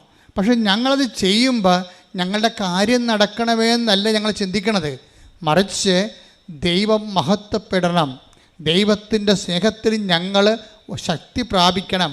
അപ്പോൾ നമ്മളെന്താ ചെയ്യണമെന്ന് വെച്ച് കഴിഞ്ഞാൽ ദൈവത്തെ മഹത്വപ്പെടുത്തിക്കൊണ്ട് 4:20 എന്താ പറയണത്? അതിട്ട് പറഞ്ഞ് ദൈവത്തെ മഹത്വപ്പെടുത്തിക്കൊണ്ട് വിശ്വാസത്തിലെ ശക്തി പ്രാപിക്കുവിൻ. അപ്പൊ വിശ്വാസത്തിൽ ശക്തി പ്രാപിക്കാൻ, ശക്തിയുള്ള വിശ്വാസം, പവർഫുൾ ഫെയ്ത്ത്, എവിടെയെങ്കിലും ഉടമ്പടി ഉണ്ടാക്കി കഴിഞ്ഞാൽ പിന്നെ നമ്മളവിടെ ഉപയോഗിക്കേണ്ട പവറ് ദൈവത്തിൻ്റെ മഹത്വപ്പെടുത്തുന്ന ശക്തിയുള്ള വിശ്വാസമാണ് ഉപയോഗിക്കേണ്ടത്. അപ്പോൾ ദൈവത്തെ മഹത്വപ്പെടുത്തിക്കൊണ്ടുള്ള ശക്തിയുള്ള വിശ്വാസം ഉപയോഗിക്കുന്നത് എപ്പോഴും നമ്മൾ ഓർക്കേണ്ട ഇതാണ് വെച്ചാൽ ദൈവസ്നേഹത്തിൽ അടിസ്ഥാനപ്പെടുത്തിയാണ് ഈ ഉപവിപ്രവർത്തനങ്ങളും കാരുണ്യ പ്രവൃത്തികളും നമ്മൾ ചെയ്യേണ്ടത്. എന്ത് ചെയ്യുന്നു എന്നുള്ളതല്ല, വാട്ട് സ്പിരിറ്റ് ലീഡ്സ് യു. നിങ്ങൾ 100 രോഗികളെ കണ്ടാന്ന് പറഞ്ഞൊരു കാര്യമില്ല. ചിലപ്പോൾ ഒരു രോഗിനെ കണ്ടിരിക്കണത് അത് ദൈവസ്നേഹത്തോടെയാണെങ്കിൽ അവിടെയാണ് ബലം പ്രാപിക്കുന്നത്. അതായത് നിങ്ങൾക്ക് ബലം പ്രാപിക്കണമെങ്കിൽ അപ്പോൾ റോമൻ 4:20 അനുസരിച്ച് കൊണ്ട് ദൈവത്തെ മഹത്വപ്പെടുത്തിക്കൊണ്ട് പറഞ്ഞ് ദൈവത്തെ മഹത്വപ്പെടുത്തിക്കൊണ്ട് വിശ്വാസത്തിലെ ശക്തി പ്രാപിക്കുകയും. അപ്പം വിശ്വാസത്തിൽ ശക്തി പ്രാപിക്കാൻ വേണ്ടി നമ്മൾ ഉപയോഗിക്കേണ്ടത് ദൈവത്തെ മഹത്വപ്പെടുത്തലാണ്. ദൈവത്തെ മഹത്വപ്പെടുത്തുന്നത് നമ്മൾ ദൈവത്തിനെ മഹത്വപ്പെടുത്തുന്ന ദൈവസ്നേഹത്തോടെ ഓരോ കാര്യങ്ങൾ ചെയ്യുമ്പോഴാണ് ദൈവത്തിൻ്റെ നാമത്തിലാകണത്. അതാണ് വിഷയം. നമ്മൾ ദൈവത്തിൻ്റെ നാമത്തിലാകും. ഇപ്പം നിങ്ങളുടെ ILT PR വരാൻ വേണ്ടി PR-ൻ്റെ നാമത്തിലാണ് നിങ്ങൾ ചെയ്യണത്, നിങ്ങളുടെ നാമത്തിലാണ് സംഭവം ചെയ്യണത്. പിടിയിട്ടില്ലേ? ഉടമ്പടി ചില ആൾക്കാർ ഇരന്ന് പണി മേടിക്കണത് അങ്ങനെയാണ്. ഇവർ ഭയങ്കരമായിട്ട് പണിയൊക്കെ ചെയ്യും. ഓർഫനേജിൽ പോവുകയോ അല്ലെങ്കിൽ രോഗികളെ പോയി കാണുക, ആശുപത്രിയിൽ പോവുകയോ പൈസ കൊടുക്കുകയോ ചെയ്യും. എന്തിനാണ്? കർത്താവ് ഇങ്ങനെയെങ്കിലും PR കിട്ടണേ എന്ന് പറയുമ്പോൾ ആർക്ക് PR കിട്ടണ കാര്യമാണ് പറയണത്? അവർക്കാണ്. അവരുടെ നാമത്തിലാണ് ചെയ്യണത്. അവരുടെ നാമത്തിൽ ചെയ്യുമ്പോൾ ബലം പ്രാപിക്കത്തില്ല. അവിടെ വയറ്റിപ്പഴപ്പിന് വേണ്ടിയാണ് ചെയ്യണമെന്ന് മനസ്സിലായില്ലേ? ദൈവം അതിൻ്റെ അകത്ത് കക്ഷിയല്ല. ഉടമ്പടിയിൽ ദൈവമാണ് കക്ഷി. അപ്പം അതെന്ത് ചെയ്യണം? ദൈവത്തിൻ്റെ നാമത്തിൽ ചെയ്യണം. ആരെങ്കിലും എൻ്റെ നാമത്തിൽ ഒരു ഗ്ലാസ് പച്ചവെള്ളം കുടിക്കാൻ കൊടുത്താൽ, മത്തായി 10:42, ഈ ചെറിയവരിൽ ഒരുവന് പറഞ്ഞേ, ഈ ചെറിയവരിൽ ഒരുവന് ഒരു ശിഷ്യൻ എന്ന നിലയിൽ ഒരു പാത്രം വെള്ളമെങ്കിലും കൊടുക്കുന്നവന് പ്രതിഫലം ലഭിക്കാതിരിക്കുകയില്ലെന്ന് സത്യമായി ഞാൻ നിങ്ങളോട് പറയുന്നു. ആളുടെ ശിഷ്യനാണ്? കർത്താവിൻ്റെ ശിഷ്യനാണ് അല്ലേ? അപ്പോൾ ഒരു വ്യക്തിയെ കർത്താവിൻ്റെ ശിഷ്യനായി കണ്ടുകൊണ്ട് കർത്താവിൻ്റെ നാമത്തിലാണ് അവരെ സഹായിക്കുന്നത്. അപ്പോൾ അവിടുത്തെ ആരുടെ നാമത്തിലാണ്? നിങ്ങളുടെ PR-ൻ്റെയോ പെൻഷൻ്റെ നാമത്തിൽ, നിങ്ങളുടെ നാമത്തിലല്ല. ആരുടെ നാമത്തിലാണ്? കർത്താവിൻ്റെ നാമത്തിലാണ്. ഒരു പത്രം കൊടുക്കുമ്പോഴും ഒരു പൊതിച്ചോറ് കൊടുക്കുമ്പോഴും കർത്താവെ നിൻ്റെ നാമത്തിൽ. സ്വാതികൃഷ്ണ അവസാനം പറയുന്നൊരു വാക്കുണ്ട്. പറയണത്, കർത്താവെ ഞാൻ രക്ഷപ്പെടുകയോ രക്ഷപ്പെടാതിരിക്കുകയോ, ഞാൻ വിദേശത്ത് പോവുകയോ ജോലി കിട്ടുകയോ, അതൊന്നുമല്ല എൻ്റെ പ്രശ്നം. എൻ്റെ പ്രശ്നം നീയാണ്. എവിടെ ഞാൻ പോയാലും പോയില്ലെങ്കിലും, പരീക്ഷ തോറ്റാലും ജയിച്ചാലും എന്തു ചെയ്യണം? നിന്നുമായിട്ടുള്ള ബന്ധം പോകരുതെന്ന്. അതാണ് സംഭവം. അത് സ്വാതികൃഷ്ണ ഭയങ്കര ലീഡ് ചെയ്യുന്നുണ്ട് ആ സാക്ഷ്യത്തിൽ. നിങ്ങൾക്കറിയാമല്ലോ, ഒരേ ഒരു കാത്തലിക്കും അല്ല ക്രിസ്ത്യനും അല്ല, പക്ഷെ വായിന്ന് വരുന്ന വർത്തമാനങ്ങളെന്ന് വല്ലാത്ത വർത്തമാനം. അവസാനം അവൾ പറയണത് എന്താണെന്ന് വെച്ചാൽ, കർത്താവെ ഞാൻ പരീക്ഷയ്ക്ക് തോറ്റാലും ജയിച്ചാലും എനിക്കത് പ്രശ്നമല്ല. എൻ്റെ പ്രശ്നം എന്താണ്? നീയുമായിട്ടുള്ള ബന്ധം പോകാതിരിക്കണം. അപ്പോൾ ആരുടെ നാമത്തിലായി അവൾ ചെയ്യുന്നതെല്ലാം? കർത്താവിൻ്റെ നാമത്തിൽ. അതെന്തുകൊണ്ടാണ് അവൾ അങ്ങനെ പറയണത്? ദൈവസ്നേഹത്തോടെയാണ് പറയണത്. ഏത് ജാതിയായാലും എന്നും പറഞ്ഞൊരു കഥയുമില്ല. നിങ്ങൾ ദൈവസ്നേഹമുണ്ടോ, ഉടമ്പടി എപ്പോൾ ക്രാക്കാകുമെന്ന് ചോദിക്കാൻ മതി. ചെയ്യുന്ന കാര്യങ്ങൾ ദൈവസ്നേഹത്തോട് ചെയ്യണം. അതിനകത്ത് ജാതിയുമില്ല, മതവുമില്ല, എല്ലാം ദൈവത്തിൻ്റെ മക്കളാണ്. എപ്പോഴാണ് നീ ദൈവത്തിനോട് സ്നേഹം തോന്നുകയും ക്രിസ്തുവിൻ്റെ നാമത്തിൽ നീ ജീവിക്കുകയും ചെയ്യണത്, അപ്പോൾ ദൈവത്തിൻ്റെ മക്കൾ മാത്രമല്ല മക്കളിന് പകരം എന്താണ് ഈശോ പറഞ്ഞത്? നീ അവിടുത്തെ ശിഷ്യയാകുന്നു, നീ അവൻ്റെ ശിഷ്യനാകുന്നു. കൈയടിക്കട്ടെ, ശ്രദ്ധിക്കട്ടെ, ഹല്ലേലൂയ. എന്താണ് നമുക്ക് മനസ്സിലാകണത്? നിങ്ങൾ പരിശുദ്ധാത്മാവിൻ്റെ ഫലത്തിലാണ് നിൽക്കുന്നത്. അതാണ് ബലം, ഫലമാണ് ബലം. നിങ്ങൾക്ക് പരിശുദ്ധാത്മാവിൻ്റെ ഫലം വേണമെന്ന് പറഞ്ഞിട്ട് കാറിക്കൂവിട്ട് കാര്യമില്ല. ആ ഉടമ്പടി നിങ്ങൾ വൃത്തിയും വിനയമായിട്ട് ദൈവത്തിന് മുൻനിർത്തിക്കൊണ്ട് ചെയ്യുമ്പോൾ ഓട്ടോമാറ്റിക്കായിട്ട് you will be empowered with the grace. Capital grace ഉണ്ട്, 7 ഗ്രേസസ്. ദൈവത്തിൻ്റെ 7 ഗ്രേസ്, പരിശുദ്ധാത്മാവിൻ്റെ 7 ഗ്രേസസ് ഉണ്ട്. അതാണ് പരിശുദ്ധാത്മാവിൻ്റെ ഫലം, അതാണ് ബലം. ഗലാത്യർ 5:22. എന്നാൽ ആത്മാവിന്റെ ഫലങ്ങൾ സ്നേഹം, ആനന്ദം, സമാധാനം, ക്ഷമ, ദയ, നന്മ, വിശ്വസ്തത, സൗമ്യത, ആത്മസംയമനം ഇവയാണ്. അതായത് ഇതിൻ്റെ പറയുന്നത് സൗമ്യതയും ആത്മസംയമനവും ഒക്കെ സ്നേഹത്തിൻ്റെ ചേരുവകകളാണ്. സ്നേഹം ഒരു വ്യക്തികളിലേക്ക് വരുമ്പോൾ ഓട്ടോമാറ്റിക് ഉണ്ടാകുന്ന പെരുമാറ്റങ്ങളും ആണ് ഈ സൗമ്യതയൊക്കെ വരണത്. ഇപ്പോൾ സ്നേഹം എന്താണ്? ഇപ്പോൾ സൗമ്യത എന്ന് പറഞ്ഞാൽ എന്താ? അത് ക്ഷമിക്കുന്ന സ്നേഹമാണ്. ക്ഷമിക്കുന്ന സ്നേഹത്തിൻ്റെ ക്ഷമ എന്താ? അത് സഹിക്കുന്ന സ്നേഹമാണ്. എല്ലാം കണ്ടൻറ്റ് വൈസ് ഒന്നാണ്. ശരിക്കും പറഞ്ഞാൽ പൗലോസ് അപ്പോസ്തലൻ അങ്ങോട്ട് പരത്തി പറഞ്ഞിരിക്കുകയാണ് സംഭവം. ഇത് 7 ക്യാപിറ്റൽ ഗ്രേസസ് ആണ്. എന്തൊക്കെയാണ്? സ്നേഹം, പിന്നെ എന്താണ്? ആനന്ദം, ജോയ്, സമാധാനം, ക്ഷമ, ദയ, നന്മ, വിശ്വസ്തത. ഇത്രയാണ് സംഭവം. ഈ 7 ഫലങ്ങളെ നമ്മൾ ഉടമ്പടിക്കാലത്ത് ക്രിയേറ്റ് ചെയ്ത് വരണം. എന്തൊക്കെയാണത്? ഒന്ന് നോക്കിയേ. സ്നേഹം, ആനന്ദം, സമാധാനം, വായിച്ചോളൂ. ക്ഷമ, ദയ, നന്മ, വിശ്വസ്തത. ഈ 7 ഫലങ്ങൾ വരുന്നതിന് മുമ്പ് വേറെ ഒരു സംഭവം ഇവിടെ നടക്കണം. വെറുതെ 7 ഫലങ്ങൾ ഉണ്ടാകത്തില്ല. 7 ഫലങ്ങൾ. ഇപ്പോൾ ഒരു ചെടിയിൽ നമ്മളൊരു ചെടി നടാൻ പോവുകയാണ്. ചെടി നടുമ്പോൾ നമ്മൾ എന്താ ചെയ്യണം? ആദ്യം തന്നെ ഇപ്പോൾ ഒന്നും വേണ്ട, ഒരു ചാലിൽ ചെമ്മീൻ കൃഷി തുടങ്ങാൻ പോവുകയാണ് എന്ന് വിചാരിച്ചോ. ചെമ്മീൻ കൃഷി തുടങ്ങിയാലും ചെടി നട്ടാലും ആദ്യം ചെയ്യണത് എന്താണ്? ആദ്യം ആ കെടുവളമൊക്കെ മാറ്റും, അല്ലേ? പഴയ മണ്ണൊക്കെ മാറ്റും. പിന്നെ എന്ത് ചെയ്യും? പിന്നെ അടിവളം ഇട്ട് കൊടുക്കും. പിന്നെ എന്ത് ചെയ്യും? അതുപോലെ തന്നെ ചെമ്മീൻ കൃഷിക്കാരാണെങ്കിൽ വെള്ളത്തിൻ്റെ pH നോക്കും.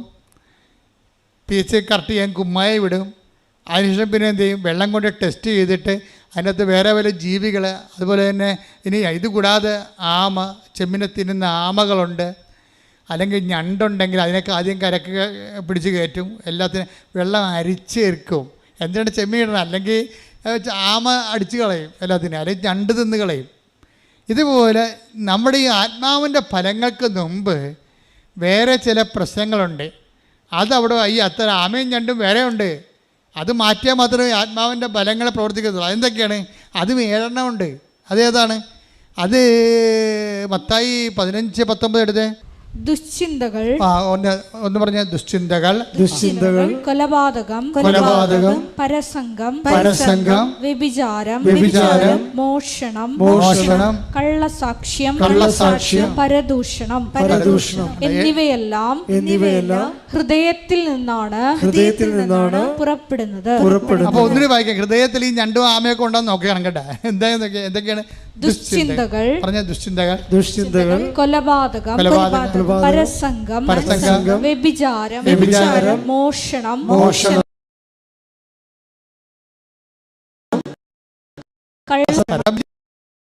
മിണ്ടാതിരിക്കാന്നല്ല കേട്ടാ. ഇപ്പം കിണറ്റിൻ്റെ വെള്ളമില്ല, ജപ്പാൻ വെള്ളം ആയത് കാരണം എല്ലാം അടുക്കളയിൽ വെള്ളം കിട്ടണതുകൊണ്ട് വലിയ പരദൂഷണം ഇല്ല. എന്നാലും അടുക്കള പരദൂഷണം കാണും ചിലപ്പോൾ. അത് ശ്രദ്ധിക്കണം ഉടമ്പിലിരിക്കുന്ന ആൾക്കാരെ. ഇപ്പോൾ നമ്മൾ പുറത്ത് ഔട്ട്ഗോയിങ് മിനിസ്ട്രി ഇല്ലെന്നേ ഉള്ളൂ, പക്ഷേ ഇന്റേണൽ മിനിസ്ട്രി നമുക്കുണ്ട്. അകത്ത് അടുക്കള പരദൂഷണമുണ്ട്. ആ കിണറ്റിൻ്റെ കരയിൽ നിന്ന് ജപ്പാൻ വെള്ളം വന്നപ്പോൾ പരദൂഷണം അടുക്കളയിൽ കരയെന്ന് മാത്രമേ ഉള്ളൂ. നമ്മൾ മാറിയിട്ടില്ലല്ലോ. നിങ്ങൾക്ക് ഇതിനകത്ത് പങ്കുണ്ടാകരുത്.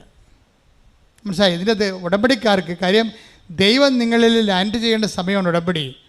അപ്പോൾ ദൈവകൃപ ആത്മാവിൻ്റെ 7 ഫലങ്ങൾ വരുന്ന മുമ്പ് 7 പിശാചുക്കളെ പുറത്താക്കണം. അതുകൊണ്ടാണ് കർത്താവ് പറഞ്ഞത് ഇവളിൽ നിന്നാണ് 7 take the bed of goal. മർക്കോസ് 16:9. മർക്കോസ് 16:9.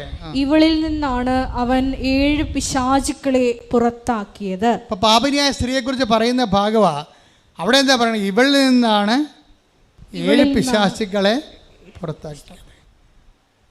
പരിശുദ്ധാത്മാവിൻ്റെ 7 ഫലങ്ങൾ വരുമ്പോൾ പിശാചുക്കൾ 7 അവിടെ ഉണ്ടാവും. ചിലപ്പോൾ പരദൂഷണം, അല്ലേ, പക, ആഭിചാരം, വ്യഭിചാരം, ഇങ്ങനെയുള്ള 7 സംഭവങ്ങൾ ഉണ്ടെങ്കിൽ ഉടമ്പടിയുടെ കാലഘട്ടത്തിൽ പ്രത്യേകിച്ച് ഇവയെ പുറത്താക്കി നമ്മൾ ടാർഗറ്റ് ചെയ്യണം. ലോകത്ത് ഒത്തിരി വിഷയങ്ങളൊക്കെ ആൾക്കാർ സംസാരിക്കുകയും ചെയ്യും. നിങ്ങളുടെ കൂട്ടത്തിൽ കർത്താവ് പറഞ്ഞത് എന്താണെന്നറിയോ? നിങ്ങളുടെ ശത്രു നിങ്ങളുടെ വീട്ടിൽ തന്നെ ഇരിക്കുമെന്ന്. Take the bed of God. ശ്രദ്ധിക്കട്ടെ. ഹല്ലേലൂയ, ഹല്ലേലൂയ, ഹല്ലേലൂയ, ഹല്ലേലൂയ, ഹല്ലേലൂയ. യേശുവേ നന്ദി. ഹല്ലേലൂയ, ഹല്ലേലൂയ, ഹല്ലേലൂയ, ഹല്ലേലൂയ, ഹല്ലേലൂയ, ഹല്ലേലൂയ. മത്തായി 10:36. മത്തായി 10:36. സ്വന്തം കുടുംബത്തിൽപ്പെട്ടവർ തന്നെയായിരിക്കും എന്ന് പറഞ്ഞ സ്വന്തം കുടുംബത്തിൽപ്പെട്ടവർ തന്നെയായിരിക്കും ഒരുവന്റെ ശത്രുക്കൾ. ആത്മീയ ശത്രുക്കളെ കുറിച്ച് പറഞ്ഞാണ്, അല്ല നിങ്ങളുടെ അതിരുമാന്തര ശത്രുക്കളല്ല, ആത്മീയ ശത്രുക്കള്. നമ്മളിൽ നിന്ന് യേശുക്രിസ്തുവിൻ്റെ ചൈതന്യം എടുത്തു കളയുന്ന ശത്രുക്കള് എവിടെയായിരിക്കും? നിങ്ങളുടെ കുടുംബത്തിൽ തന്നെ ആയിരിക്കുമെന്ന്. നിങ്ങളുടെ രക്തബന്ധത്തിലും ഒക്കെ ഉള്ള ആൾക്കാരുണ്ടാവും. നിങ്ങൾ വർഷത്തിലോ അവരുടെ നിങ്ങൾ പങ്കുചേരാകുമ്പോൾ പറയും, ഓ ഇവളിപ്പോൾ വേദം കൂടിയെന്നാണ് തോന്നുന്നത്, ഇവളിപ്പോൾ പുണ്യാളത്തിയായി, എന്നാൽ ഒരു രൂപക്കൂട് പണിയട്ടെ എന്ന് ചോദിക്കും. അതാ സംഭവം. നമ്മളോട് മുഖത്ത് നോക്കി, ഓ ഇനിയിപ്പോൾ രൂപക്കൂട് പണിയേണ്ടി വരും. അപ്പോൾ നീയല്ലേ പ്രാർത്ഥനക്കാർ, നീ പറ എന്നാൽ കേൾക്കാവില്ല. നമുക്ക് എന്തെങ്കിലും കൊണ്ടേ കുടുക്കിലാക്കിയും പറയും, നീയല്ലേ ഇവിടുത്തെ പ്രാർത്ഥനക്കാരത്തി, നീ പറയുമെന്ന് പറയും. അപ്പം അങ്ങനെയുള്ള പെരിച്ചാഴികളെ നിങ്ങൾ തിരിച്ചറിയണം. അതാണ് ഈശോ പറഞ്ഞത്.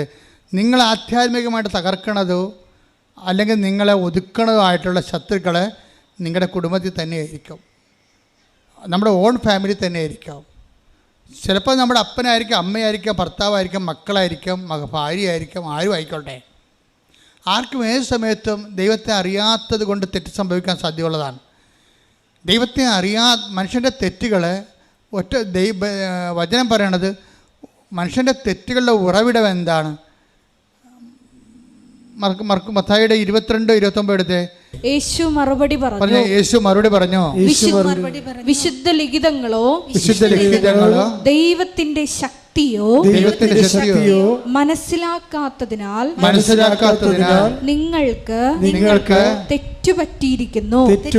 അപ്പൊ അതെ, ഒന്ന് ഇത് മനസ്സിലാക്കാത്ത ആൾക്കാർ, അതാണ് വിശുദ്ധ വചനമോ.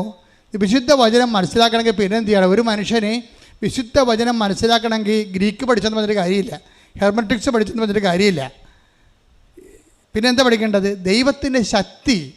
വിശുദ്ധ വചനങ്ങൾ പഠിക്കേണ്ടത് ദൈവത്തിൻ്റെ ശക്തിയെക്കുറിച്ച് അറിയാവുന്നവരാണ് വിശുദ്ധ വചനങ്ങൾ പഠിച്ചു എന്ന് പറയണത്. അപ്പോൾ വിശുദ്ധ ലിഖിതങ്ങൾ എങ്ങനെ മനസ്സിലാക്കണം? വിശുദ്ധ ലിഖിതങ്ങളുടെ ഗ്രാമർ മനസ്സിലാക്കിയിട്ട് കാര്യമില്ല, അതിൻ്റെ ഭാഷയുടെ മൂലശാസ്ത്രം മനസ്സിലാക്കിയിട്ട് കാര്യമില്ല. വിശുദ്ധ ലിഖിതങ്ങൾ മനസ്സിലാക്കുന്നത് ദൈവത്തിൻ്റെ ശക്തി മനസ്സിലാക്കാൻ വേണ്ടിയാണ്. ദൈവത്തിൻ്റെ ശക്തിയുടേതാണ് അടയാളങ്ങൾ വരണത്. അപ്പോൾ അടയാളങ്ങളെല്ലാം ദൈവത്തിൻ്റെ ശക്തിയുടെ പ്രകടനങ്ങളാണ്. വിശുദ്ധ ഗ്രന്ഥം അറിയുന്നത് ദൈവത്തിൻ്റെ ശക്തി അറിയാൻ വേണ്ടിയാണ്. ബൈബിളിൽ എല്ലായിടത്തും ശക്തി എന്നാണ് പറയണത്. ക്രിസ്തു ആയാലും പിതാവായ ദൈവമായാലും പരിശുദ്ധാത്മാവായാലും എല്ലാം ശക്തിയുടെ സത്താവിശേഷങ്ങളാണ്. സാരൂപ്യത്തിൽ അവരൊരു വ്യക്തിയാണ്, സത്തയിൽ അവരൊരു ശക്തിയാണ് ശരിക്കും. അതുകൊണ്ടാണ് ദൈവത്തിൻ്റെ ജ്ഞാനവും ദൈവത്തിൻ്റെ ശക്തിയുമായ യേശുക്രിസ്തു എന്ന് Colossians 1:24 പറയും. അതേസമയം തന്നെ അതിൻ്റെ ശക്തി നിന്നെ പ്രവർത്തിക്കുമെന്ന് മറിയത്തോടും മാലാഖ പറയണത് പരിശുദ്ധനെക്കുറിച്ചാണ്. ലൂക്കാ 1:35. അതുപോലെ തന്നെ മനുഷ്യപുത്രനെ ശക്തിയുടെ വലതുവശത്ത് ഉപവിഷ്ടനാകും എന്ന് ശിഷ്യന്മാരോട് ഈശോ പറയണത് പിതാവായ ദൈവത്തെക്കുറിച്ചാണ്. അതുപോലെ തന്നെ അത് മത്തായി 26 അപ്പം ദൈവത്തിൻ്റെ ശക്തി. ഇപ്പം നിങ്ങൾ ഓരോരോ സമയത്ത് നിങ്ങൾക്ക് ലഭിക്കുന്ന ഈ ശക്തിയെയാണ് ദൈവമഹത്വത്തിന് വേണ്ടി പ്രവർത്തിച്ചുകൊണ്ട് നമ്മൾ ഡൗൺലോഡ് ചെയ്തിട്ട് നമ്മുടെ ഉടമ്പടി ഉടക്കുകൾക്ക് നേരെ ഇതിനെ റിലീസ് ചെയ്യിക്കുന്നത്. അപ്പം അതെപ്പോഴും നമ്മൾ ഉടമ്പടിയിൽ വചനം വായിക്കുമ്പോഴും വചനം ചെയ്യുമ്പോഴും അവൻ പറയണ പോലെ ചെയ്യുമ്പോഴും ചെയ്തുകൊണ്ട് സുവിശേഷം പ്രഘോഷിക്കുമ്പോഴും ചെയ്തുകൊണ്ട് വിശ്വാസം കൈമാറുമ്പോഴും ചെയ്തുകൊണ്ട് ഉപയോഗി പ്രവർത്തനം നടത്തുമ്പോഴും ഒക്കെ ഫലത്തിൽ നമ്മൾ ബലം പ്രാപിക്കുകയാണ് ചെയ്യണത്. അപ്പോൾ എവിടെയെങ്കിലും ഉടക്കി നിൽക്കുകയാണ് ഉടമ്പടി എങ്കിൽ അതിൻ്റെ അർത്ഥം ബലം പ്രാപിക്കൂ, നീ ബലം പ്രാപിക്കൂ എന്നതിൻ്റെ അർത്ഥം. ദൈവസ്നേഹത്തെ ബലം പ്രാപിക്കണം, ദൈവ വിശ്വാസത്തെ ബലം പ്രാപിക്കണം. ബലം പ്രാപിക്കാൻ വേണ്ടി പുതിയ പുതിയ കാര്യങ്ങളിലേക്ക് ദൈവം നിന്നെ വഴി നടത്തുകയും ചെയ്യും. അല്ല, ചില ആൾക്കാർക്ക് സംഭവിക്കണം ഉടമ്പടി അത് ബേസ്മെൻറ്റിൽ തന്നെ ഇപ്പോൾ 10,000-ഓളത്തിലധികം മനുഷ്യർ ഇത് എക്സിക്യൂട്ട് ചെയ്ത് ഇറ്റ് ഈസ് എ പ്രൂവൺ ഫാക്റ്റാണ്, ഓൾറെഡി തെളിയിക്കപ്പെട്ട ഒരു സത്യമാണ്. അപ്പോൾ പിന്നെ നിങ്ങളുടെ ജീവിതത്തിൽ ആ ഉടമ്പടി വർക്കിംഗ് കണ്ടീഷൻ വേണ്ടത് ആകുന്നില്ലെങ്കിൽ അതിൻ്റെ അർത്ഥം ഉടമ്പടി നിങ്ങൾ വേണ്ട വിധത്തിൽ എക്സിക്യൂട്ട് ചെയ്യുന്നില്ല എന്നുള്ളതാണ്. ഉടമ്പടി വേണ്ട വിധത്തിൽ എങ്ങനെ എക്സിക്യൂട്ട് ചെയ്യണമെന്നാണ് അച്ഛൻ ഇപ്പോൾ നിങ്ങളെ പറഞ്ഞു തന്നുകൊണ്ടിരിക്കുന്നത്. ശ്രുതികട്ടെ ഹല്ലേലൂയ, ഹല്ലേലൂയ, ഹല്ലേലൂയ, ഹല്ലേലൂയ, ഹല്ലേലൂയ. യേശുവേ നന്ദി. ഹല്ലേലൂയ, ഹല്ലേലൂയ, ഹല്ലേലൂയ, ഹല്ലേലൂയ, ഹല്ലേലൂയ, ഹല്ലേലൂയ. പ്രഭാഷകൻ 36:6. പ്രഭാഷകൻ 36:6. അടയാളങ്ങളും അത്ഭുതങ്ങളും വീണ്ടും പ്രവർത്തിച്ച്. പറഞ്ഞ അടയാളങ്ങളും അത്ഭുതങ്ങളും വീണ്ടും പ്രവർത്തിച്ച് അങ്ങയുടെ കരബലം പ്രകടമാക്കണമേ. അതാണ് വിഷയം. അതാണ് ഈ ലൂക്ക് നമ്മുടെ നേരത്തെ പറഞ്ഞ മത്തായി 22-29 ദൈവത്തിൻ്റെ വചനവും വചനത്തിൻ്റെ ശക്തിയും അറിയാതെ കൊണ്ട് തെറ്റ് സംഭവിക്കണത്. അപ്പോൾ എപ്പോഴും തെറ്റ് സംഭവിക്കുന്നതിൻ്റെ പിന്നിലുള്ളത് സത്യത്തെക്കുറിച്ച് നമുക്കൊരു തിട്ടമില്ലാത്തത് കൊണ്ടാണ്. ദൈവം എപ്പോഴും അടയാളങ്ങളും വീണ്ടും വീണ്ടും കാണിക്കാൻ തയ്യാറാണ്. അതുകൊണ്ടാണ് പ്രഭാഷകൻ അങ്ങനെ പ്രാർത്ഥിക്കുന്നത്. എന്താണ്? അങ്ങയുടെ അടയാളങ്ങളും അത്ഭുതങ്ങളും വീണ്ടും പ്രവർത്തിച്ച്. അപ്പോൾ വീണ്ടും വീണ്ടും അടയാളം പ്രവർത്തിക്കാൻ ദൈവം തയ്യാറാണ്. അതുകൊണ്ട് തന്നെയാണ് ദൈവം സമാന്തര ഇടപാടുകൾ ഉണ്ടാക്കണത്. എന്താണ്?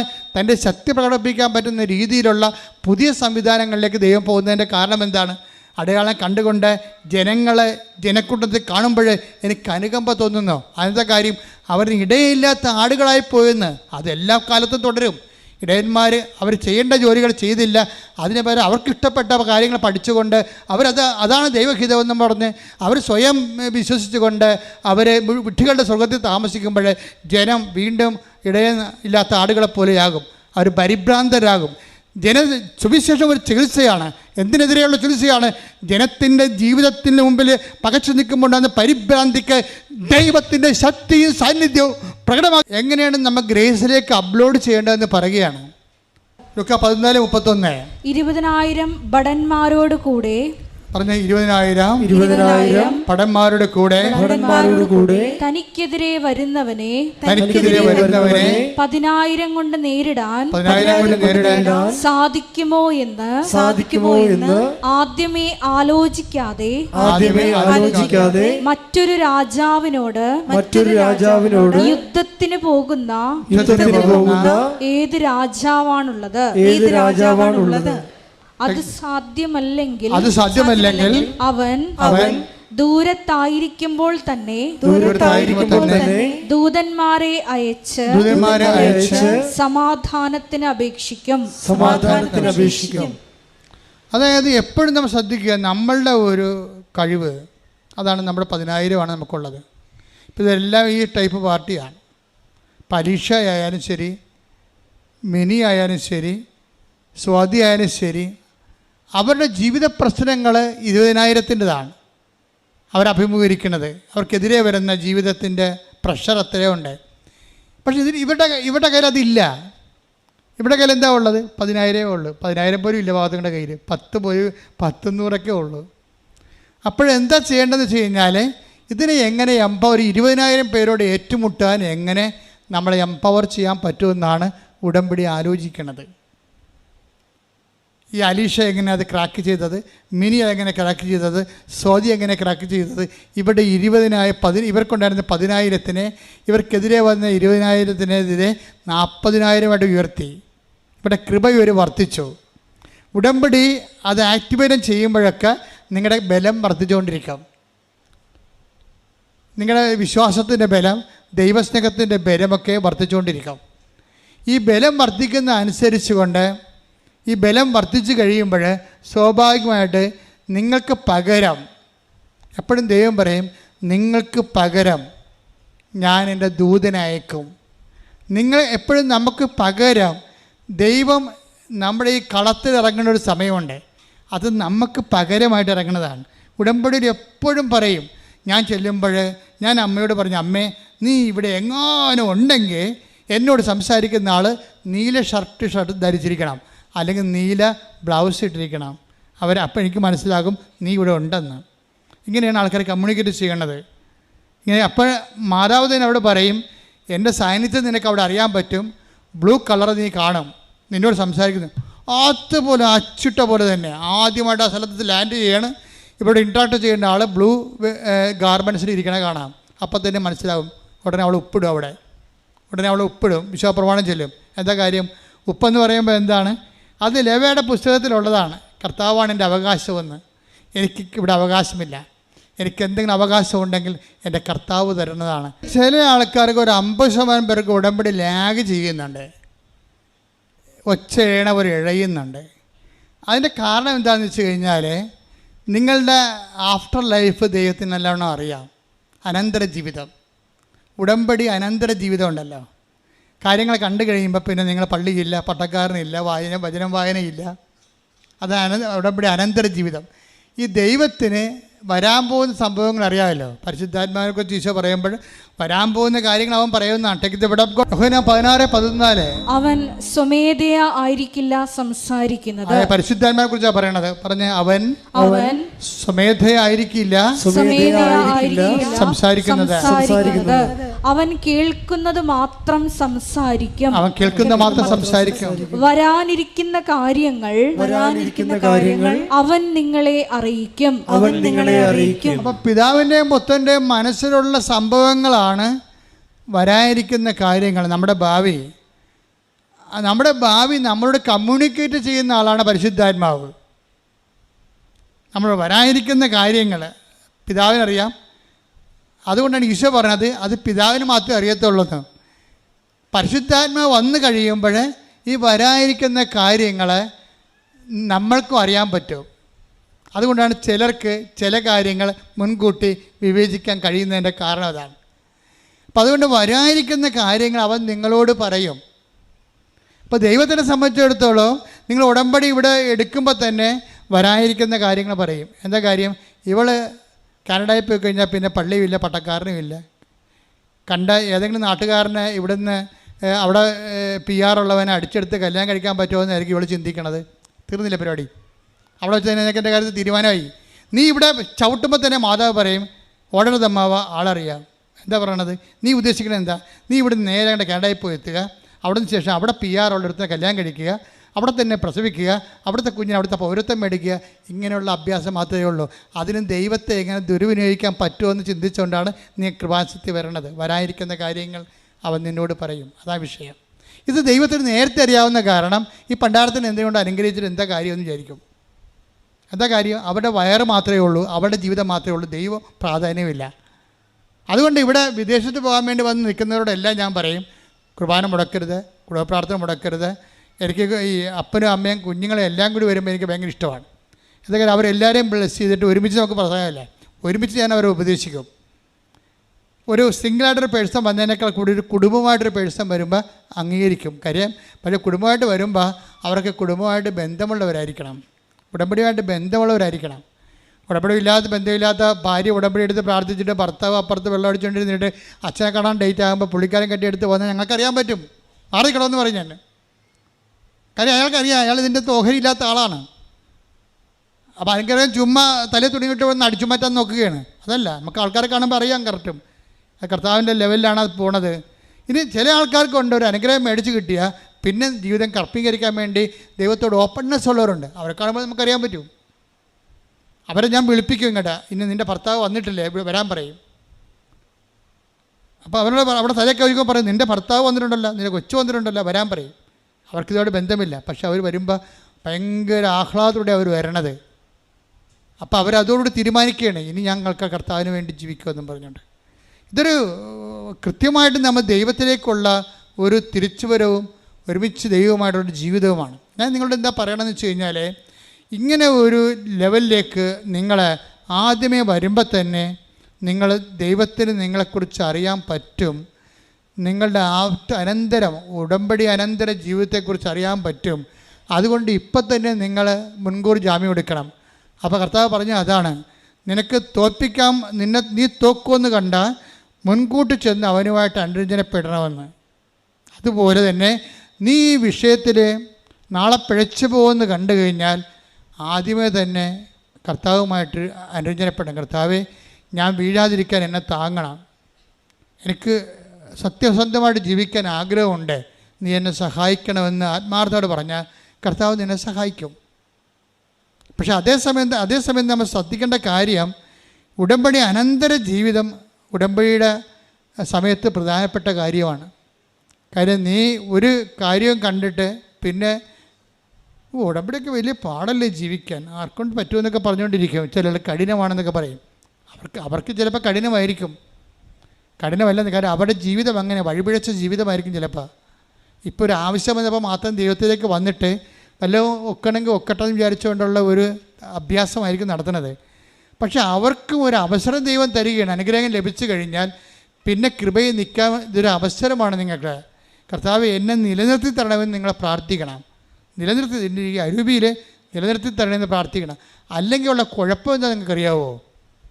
ഒരുത്തൻ ഒരിക്കൽ രക്ഷപ്പെട്ട് കഴിഞ്ഞാൽ വീണ്ടും അവൻ പഴയ അവസ്ഥയിലേക്ക് ഇപ്പോൾ ഉടമ്പടി എടുത്തു, നിങ്ങൾ ഉടമ്പടി കൃപയിലേക്ക് വന്നു, വീണ്ടും നിങ്ങൾ വീണു പോയാൽ എബ്രായർ 6:4 ഒരിക്കൽ പ്രകാശം ലഭിക്കുകയും ഒരിക്കൽ പ്രകാശം ലഭിക്കുകയും സ്വർഗീയ സമ്മാനം ആസ്വദിച്ചറിയുകയും പരിശുദ്ധാത്മാവിൽ പങ്കുകാരാവുകയും ദൈവവചനത്തിന്റെ നന്മയും വരാനിരിക്കുന്ന യുഗത്തിന്റെ ശക്തിയും രുചിച്ചറിയുകയും ചെയ്തവർ വീണു പോവുകയാണെങ്കിൽ അവരെ അനുതാപത്തിലേക്ക് പുനരാനയിക്കുക അസാധ്യമാണ്. ഉടമ്പടി ജീവിതത്തിന് ശേഷം അനുഗ്രഹം കിട്ടി അഭിഷേകം ലഭിച്ചതിന് ശേഷം വീണ്ടും അളിയാൻ പറഞ്ഞ് ആഘോഷിക്കാൻ പറഞ്ഞ് അങ്ങനെ ആഘോഷിക്കാൻ പോയാൽ പിന്നെ തിരിച്ചു വരാൻ പിന്നെ ഉടമ്പടി എടുത്ത് വിജയിക്കത്തില്ല. അതാണ് വിഷയം. അവനെ പട്ടി എന്നൊക്കെ വിളിക്കണം ദൈവം, പട്ടി പന്നി എന്നൊക്കെ വിളിക്കണം. ഉടമ്പടി എടുത്തതിന് ശേഷം അവൻ വിശുദ്ധി പ്രാപിച്ചു, ദൈവത്തിൻ്റെ കൃപ മനസ്സിലാക്കിയ ശേഷം വീണ്ടും ഏതെങ്കിലും തരത്തിൽ കുരുങ്ങിപ്പോവുകയാണെങ്കിൽ, അവൻ്റെ ജഡികമായ മോഹങ്ങളെ കുരുങ്ങിപ്പോവുകയാണെങ്കിൽ അവന് ദൈവം വിളിക്കുന്നത് പന്നി എന്നാണ്, അല്ലെ പട്ടി എന്നാണ്. അപ്പോൾ അതൊക്കെ മനസ്സിലായില്ലേ? കുളിച്ച പന്നി ചെളി കിടന്ന് വീണ്ടും ഉരുളുന്നു, പട്ടി ഛർദ്ദിച്ച് തന്നെ പിന്നെയും തിന്നുന്നു. കണ്ടാ, ആ പഴയ മ്ലേച്ഛത വീണ്ടും തിന്നണമെന്നാണ് പറയണത്. നായ് ഛർദ്ദിച്ചത് തന്നെ വീണ്ടും ഭക്ഷിക്കുന്നു. ഉടമ്പടി ഉഴപ്പിയിട്ട് പിന്നെ പഴയ ജീവിതത്തിലേക്ക് പോയി കഴിഞ്ഞാൽ വിളിക്കണ വിളിയാണ് ആരും നായായി, പിന്നെ പട്ടിയായി. പട്ടി ഛർദ്ദിച്ചത് തന്നെ വീണ്ടും ഭക്ഷിക്കുന്നു. പഴയ അഴുക്ക് കെട്ട ജീവിതത്തിലേക്ക് പോവുകയാണ്, വീണ്ടും ഭക്ഷിക്കുന്നു. കുളിച്ച പന്നി ചെളിക്കൊണ്ടിൽ വീണ്ടും ഉരുളുന്നു എന്ന പഴമൊഴി അവരെ സംബന്ധിച്ച് ശരിയാണ്. സംബന്ധിച്ചിടത്തോളം ശരിയാണ്. ഇപ്പം മനസ്സിലായില്ലേ? ഒറ്റ അടക്ക് പോകത്തില്ലെന്ന് മനസ്സിലായില്ലേ?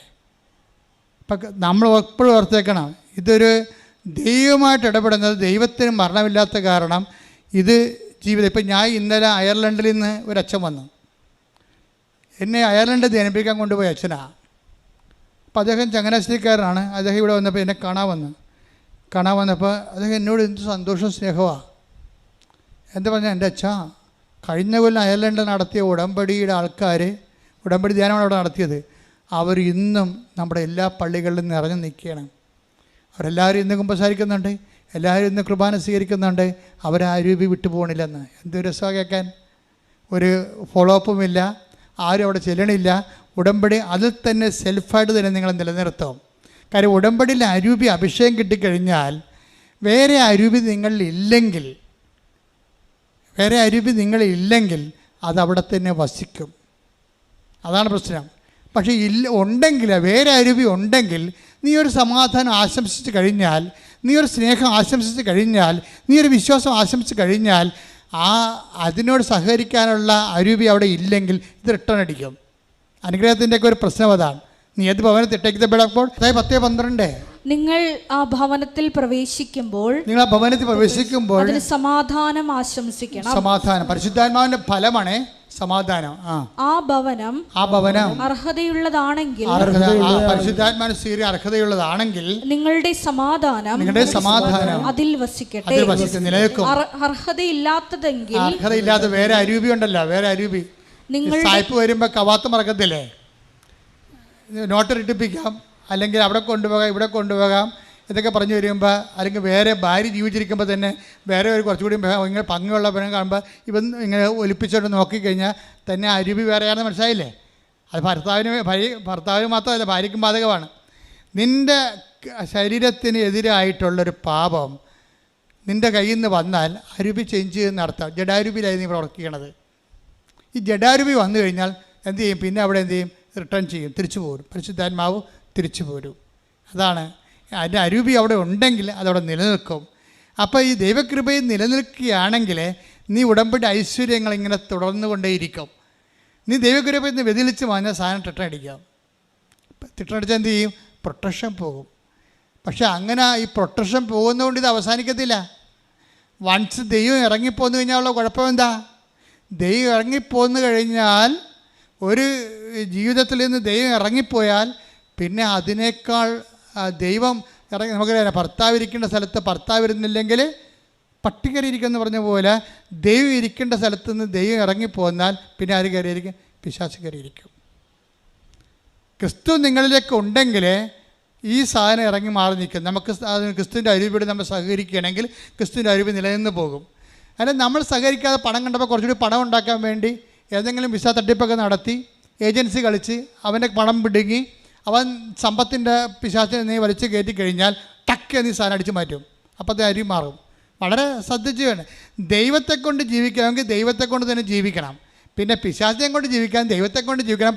പോരട്ടെ എന്നുള്ള ജഡത്തിൻ്റെ അരൂപികളുണ്ടല്ലോ, അതാണെങ്കിൽ സ്വാഭാവികമായിട്ട് അവൻ്റെ അന്ത്യസ്ഥിതി, ബൈബിൾ പറഞ്ഞതാണ്, അവൻ്റെ അന്ത്യസ്ഥിതി ആദ്യത്തിനേക്കാൾ മോശമായിരിക്കും എന്നാണ്. ഇപ്പൊ തന്നെ ഈശോ എന്താ പറഞ്ഞിരിക്കുന്നത്? 10:12-43 അശുദ്ധാത്മാവ് ഒരു മനുഷ്യനെ വിട്ടുപോകുമ്പോൾ അത് ആശ്വാസം തേടി വരണ്ട സ്ഥലങ്ങളിലൂടെ അലഞ്ഞു നടക്കുന്നു, എന്നാൽ കണ്ടെത്തുന്നില്ല. അപ്പോൾ അത് പറയുന്നു, ഞാൻ ഇറങ്ങിപ്പോന്ന എന്റെ ഭവനത്തിലേക്ക് തിരിച്ചു ചെല്ലും. പഴയ കക്ഷികളൊക്കെ തിരിച്ചു വരാൻ സാധ്യതയുണ്ടെന്ന് മനസ്സിലായില്ലേ? ഉടമ്പടി കൊണ്ട് നിങ്ങൾ ഉടമ്പടി ജീവിച്ചതിനെ പ്രതിരോധിക്കുന്നില്ലെങ്കിൽ പഴയ കക്ഷികൾ, ഇറങ്ങിപ്പോകുന്ന കക്ഷികളൊക്കെ തിരിച്ചു വരും. എന്തൊക്കെയാണത്? ആദ്യം പറഞ്ഞ കക്ഷികൾ, ജഡത്തിൻ്റെ മോഹങ്ങൾ, ആഭിചാരം, വ്യഭിചാരം, ദുഷ്ടത, പരദൂഷണം, ഈ സാധനമൊക്കെ തിരിച്ചു വരും. ഇതൊക്കെ തിരിച്ചു വന്നിട്ടുണ്ടെങ്കിൽ മനസ്സിലാക്കുക, കർത്താവ് ഇറങ്ങിപ്പോന്നു കഴിഞ്ഞു. കർത്താവ് ഇരുന്ന ചെയർ മാത്രമേ ഉള്ളൂ, ഇപ്പം ചെയറിൽ ഇരിക്കുന്നത് മറ്റേ കക്ഷിയാണെന്ന്. അതാണ് ഉടമ്പടി ലാഗ് ചെയ്യണതിൻ്റെ കാരണം. ഇവിടെ ആധ്യാത്മിക ജീവിതം നിങ്ങൾ വിചാരിക്കുന്ന പോലെ ഈസിയുമാണ്, അതേസമയം തന്നെ കുറച്ച് ശ്രദ്ധ വേണ്ട കാര്യങ്ങളും കൂടിയാണ്. അപ്പം നിങ്ങൾ പ്രാർത്ഥിക്കേണ്ടത് എന്താണ്? അവളുടെ പ്രാർത്ഥന, സ്വാതികൃഷ്ണയുടെ പ്രാർത്ഥന ഏറ്റവും നല്ല പ്രാർത്ഥന. കർത്താവേ, എനിക്ക് കാര്യം നടന്നാലും നടന്നില്ലെങ്കിലും നമ്മൾ തമ്മിലുള്ള ബന്ധം പോകരുത്. എന്തൊരു പ്രാർത്ഥനയാണ്! സ്വർഗം ത്രസിക്കുന്ന പ്രാർത്ഥനയാണ്. അതൊരു അക്രൈസ്തയുടെ വായിന്ന് വീഴെന്ന് പറയുമ്പോൾ ഉണ്ടാകുന്ന ഒരു അഭിഷേകം എന്താ? ഒരു ഒന്നൊന്നര അഭിഷേകം ദൈവം എല്ലാവർക്കും ഓഹരിയാക്കുകയാണ് ഉടമ്പടിയിലൂടെ. കൈയടിക്കട്ടെ, ശ്രദ്ധിക്കട്ടെ. ഹല്ലേലൂയ, ഹല്ലേലൂയ, ഹല്ലേലൂയ, ഹല്ലേലൂയ, ഹല്ലേലൂയ.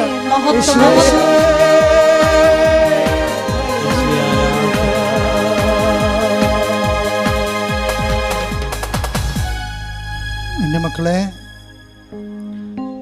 കൈകൾ നെഞ്ചത്ത്, ഇടത് കൈ നെഞ്ചത്ത്, വലത് കൈ ശിരസ്സിന് വെച്ചുകൊണ്ടാണ് നമ്മൾ പ്രാർത്ഥിക്കുന്നത്.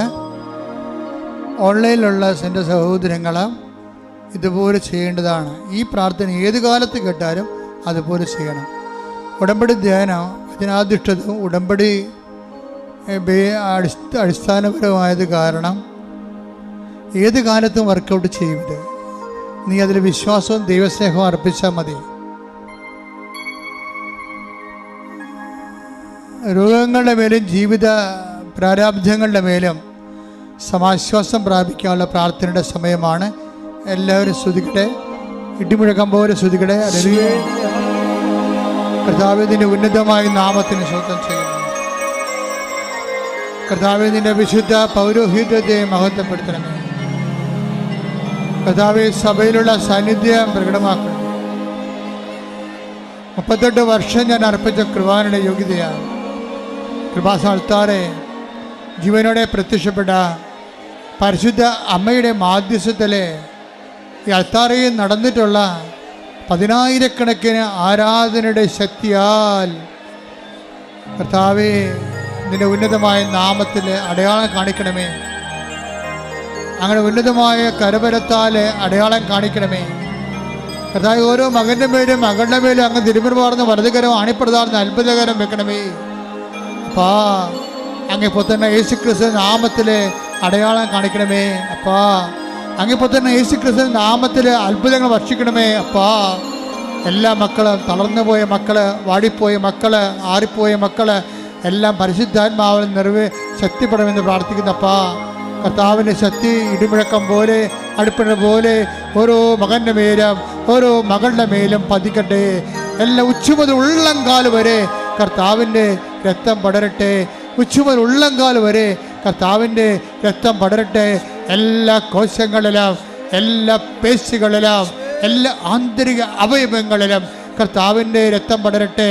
വാതരോഗങ്ങൾ, PCOD രോഗങ്ങൾ, പിസ്റ്റുല രോഗങ്ങൾ, തൈറോയ്ഡ് രോഗങ്ങൾ, പ്രോസ്റ്റേറ്റ് രോഗങ്ങൾ, ഗർഭാശയ രോഗങ്ങൾ, ആമാശയ രോഗങ്ങൾ, കരരോഗങ്ങൾ, കിഡ്നി രോഗങ്ങൾ, ക്യാൻസർ രോഗങ്ങൾ, എപ്പിലെപ്സി രോഗങ്ങൾ, ഓട്ടിസം രോഗങ്ങൾ യേശു ക്രിസ്തുവിൻ്റെ ഉന്നതമായ നാമത്തിൽ മാറിപ്പോകട്ടെ. ശ്രുതിക്കട്ടെ, ശ്രുതിക്കട്ടെ.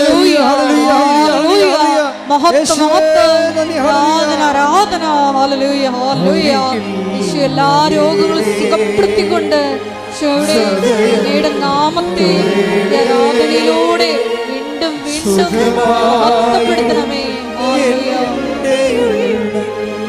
ഒരുമിച്ച് സദയം തുടരണേ, സുഖമായി എൻ്റെ ഉള്ളം. കൈകൾ കൂപ്പുക. മക്കളില്ലാത്ത ദമ്പതികൾക്ക് വേണ്ടി പ്രാർത്ഥിക്കാൻ പോകുന്ന, ഗർഭിണികളായ മക്കൾക്ക് വേണ്ടി പ്രാർത്ഥിക്കാൻ പോകുന്ന, ഗർഭാശയത്തിൽ തകരാറുള്ള മക്കള്, സിസ്റ്റുള്ള മക്കള്, ഗർഭാശയത്തിൽ ലിക്വിഡ് കൂടുതലായിട്ടുള്ള മക്കള്,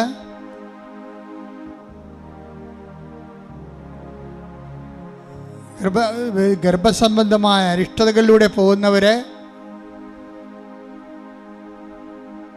അവരെല്ലാവരെയും പരിശുദ്ധ അമ്മയുടെ മാധ്യസ്ഥത്തിൽ ഈശോ കേൾപ്പിക്കുന്ന സമയമാണ്. വ്യത്യസ്തമായ രോഗങ്ങൾക്ക് ചികിത്സയിലിരിക്കുന്നവര്, അവരെല്ലാം പരിശുദ്ധ ഈ അൾത്താരയിൽ നടന്ന 10,000-കണക്കിന് ഉടമ്പടിയുടെ പിൻബലത്താലാണ് അവർക്ക് വേണ്ടി പ്രാർത്ഥിക്കുന്നത്. അന്യരാജ്യങ്ങളിൽ അകപ്പെട്ടിരിക്കുന്നവര്, വിസ നഷ്ടപ്പെട്ടവര്, കയറിപ്പോരേണ്ടി വരണവര്, കേസിൽ അകപ്പെട്ടിരിക്കുന്നവര്, ജപ്തി നടപടിക്കാര്, സ്ഥലം വിൽക്കാൻ ആഗ്രഹിക്കുന്നവര്, ഭവനരഹിതര്, കുടുംബ കോടതിയിൽ കേസുമായിട്ടിരിക്കുന്നവര്, പിരിഞ്ഞു പോകുന്നവര്, തിരിച്ചു വരാൻ ആഗ്രഹിക്കുന്നവര്, വിവാഹത്തിലുണ്ടാകുന്ന എല്ലാ തടസ്സങ്ങളിലും വിഷമിക്കുന്നവര് എല്ലാവരും സമർപ്പിച്ചുകൊണ്ട് പ്രാർത്ഥിക്കുന്ന സമയമാണ്. കർത്താവേ, നിൻ്റെ തിരുമുറുപാർന്ന, നിൻ്റെ ആണിപ്പെടുതാർന്ന അത്ഭുതകരത്താൽ മക്കളെ സ്പർശിക്കണമേ. കർത്താവെ, കരുണ കാട്ടണമേ. നിൻ്റെ തിരുവിലാലും മുറിവിനെ ഓർത്ത് കരുണ കാട്ടണമേ. നിൻ്റെ മുൾക്കിടത്തിലെ ചോരപ്പാടുകളെ ഓർത്തുകൊണ്ട് കരുണ കാട്ടണമേ. നിൻ്റെ മരക്കുരിശിനെ ഓർത്തുകൊണ്ട് കരുണ കാട്ടണമേ. കർത്താവെ, ഞങ്ങളുടെ യോഗ്യത കൊണ്ട് കർത്താവെ, അങ്ങയുടെ യോഗ്യതയാൽ മാരക രോഗങ്ങൾ, തീരാവേദികൾ, ജീവിത ദുരിതങ്ങൾ യേശു ക്രിസ്തുവിന്റെ നാമത്തിൽ മാറിപ്പോകട്ടെ. എല്ലാ ജീവിത ദുരിതങ്ങളും മാറിപ്പോയിക്കൊണ്ട് ആരാധനയിലൂടെ വീണ്ടും വീണ്ടും മഹത്വപ്പെടുത്തണമേ. സദയം തുടരണേ,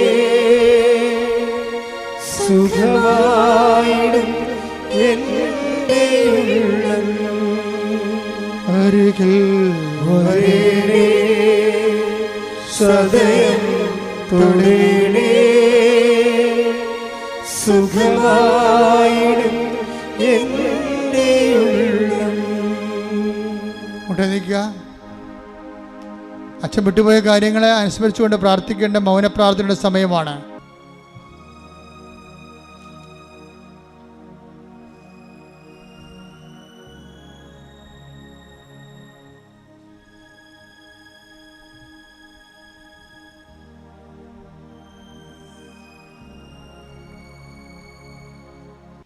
ആശീർവാദം.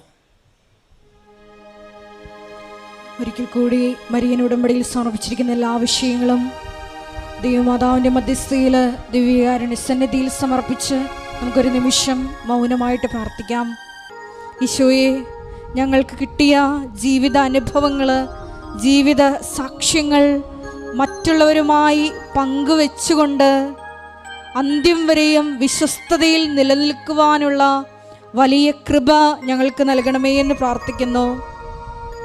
സാക്ഷ്യ ജീവിതവും പ്രേക്ഷിത പ്രവർത്തനവുമെല്ലാം ഈശോയെ ഞങ്ങളുടെ സമ്പത്ത് പങ്കുവെക്കുന്നതിനേക്കാൾ അപ്പുറം ഞങ്ങൾക്കുള്ള കഴിവുകളും സമയങ്ങളും അത് ആവശ്യമുള്ളവരുമായിട്ട് പങ്കുവെക്കുക എന്നതുകൂടിയാണെന്നുള്ള വലിയ വചന വിചിന്തനത്തിന് ഞങ്ങൾ നന്ദി പറയുന്നു.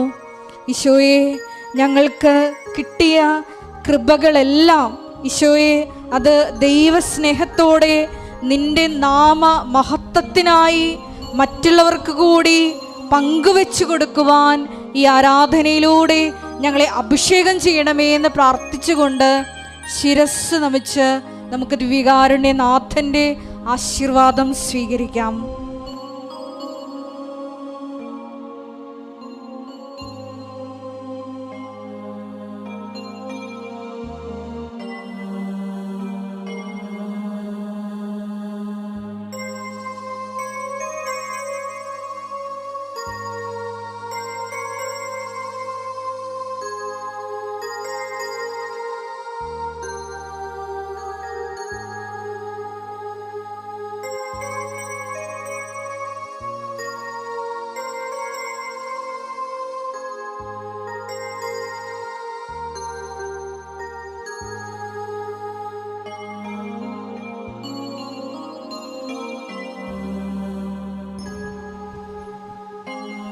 പരിശുദ്ധ പരമമാ ദിവ്യകാരുണ്യമേ,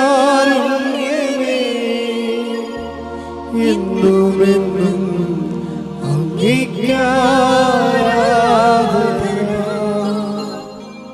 പരിശുദ്ധ പരമമാ ദിവ്യകാരുണ്യമേ, എന്നുമെന്നും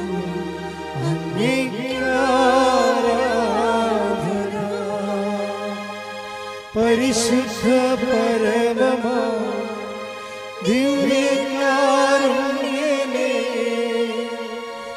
എന്നുമെന്നും അങ്ങേക്കാരാധന.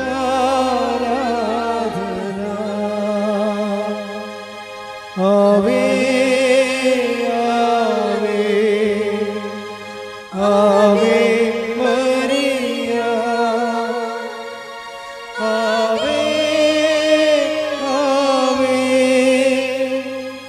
Ave Maria. അറിയിപ്പുകൾ 3 അറിയിപ്പുകളുണ്ട്. ജപമാല റാലി ഒക്ടോബർ 26 രാവിലെ 6 മണിക്ക് ഇവിടെ നിന്ന് ആരംഭിക്കും, അർദ്ധങ്കപ്പള്ളി വരെ. ജപമാല റാലി പ്രേക്ഷിത പ്രവർത്തനങ്ങളോ പ്രേക്ഷിതമായിട്ട് സഹായിക്കാനോ താല്പര്യമുള്ളവരെ ഓഫീസുമായി ബന്ധപ്പെടേണ്ടതാണ്. രണ്ടാമത്തെ അറിയിപ്പ്, എല്ലാ ദിവസവും വൈകുന്നേരം രാവിലെയുള്ള കുർബാന 7:30 മണിക്കും വൈകുന്നേരമുള്ള കുർബാന എല്ലാ ദിവസവും 6:30 മണിക്കും ആയിരിക്കും. ചില ആൾക്കാർ തലേ ദിവസം തന്നെ നാളത്തെ ധ്യാനത്തിന് ഇന്ന് വരുന്നവർക്കുണ്ട്. അപ്പോൾ അവർക്കൊക്കെ വൈകുന്നേരത്തെ കുർബാന കൂടാവുന്നതാണ്. മൂന്നാമത്തെ അറിയിപ്പ്, 30-ാം തീയതി വെള്ളിയാഴ്ച ഒരു പക്ഷേ അച്ഛൻ ഉണ്ടായിരിക്കുകയില്ല. അതുകൊണ്ട് 30-ാം തീയതി വരാനുള്ള ഉദ്ദേശിക്കുന്നവരെ തീർച്ചയായിട്ടും ഓഫീസിൽ വിളിച്ചിട്ട് അച്ഛനുണ്ടോ എന്ന് ഉറപ്പ് വരുത്തേണ്ടതാണ്. Thank you.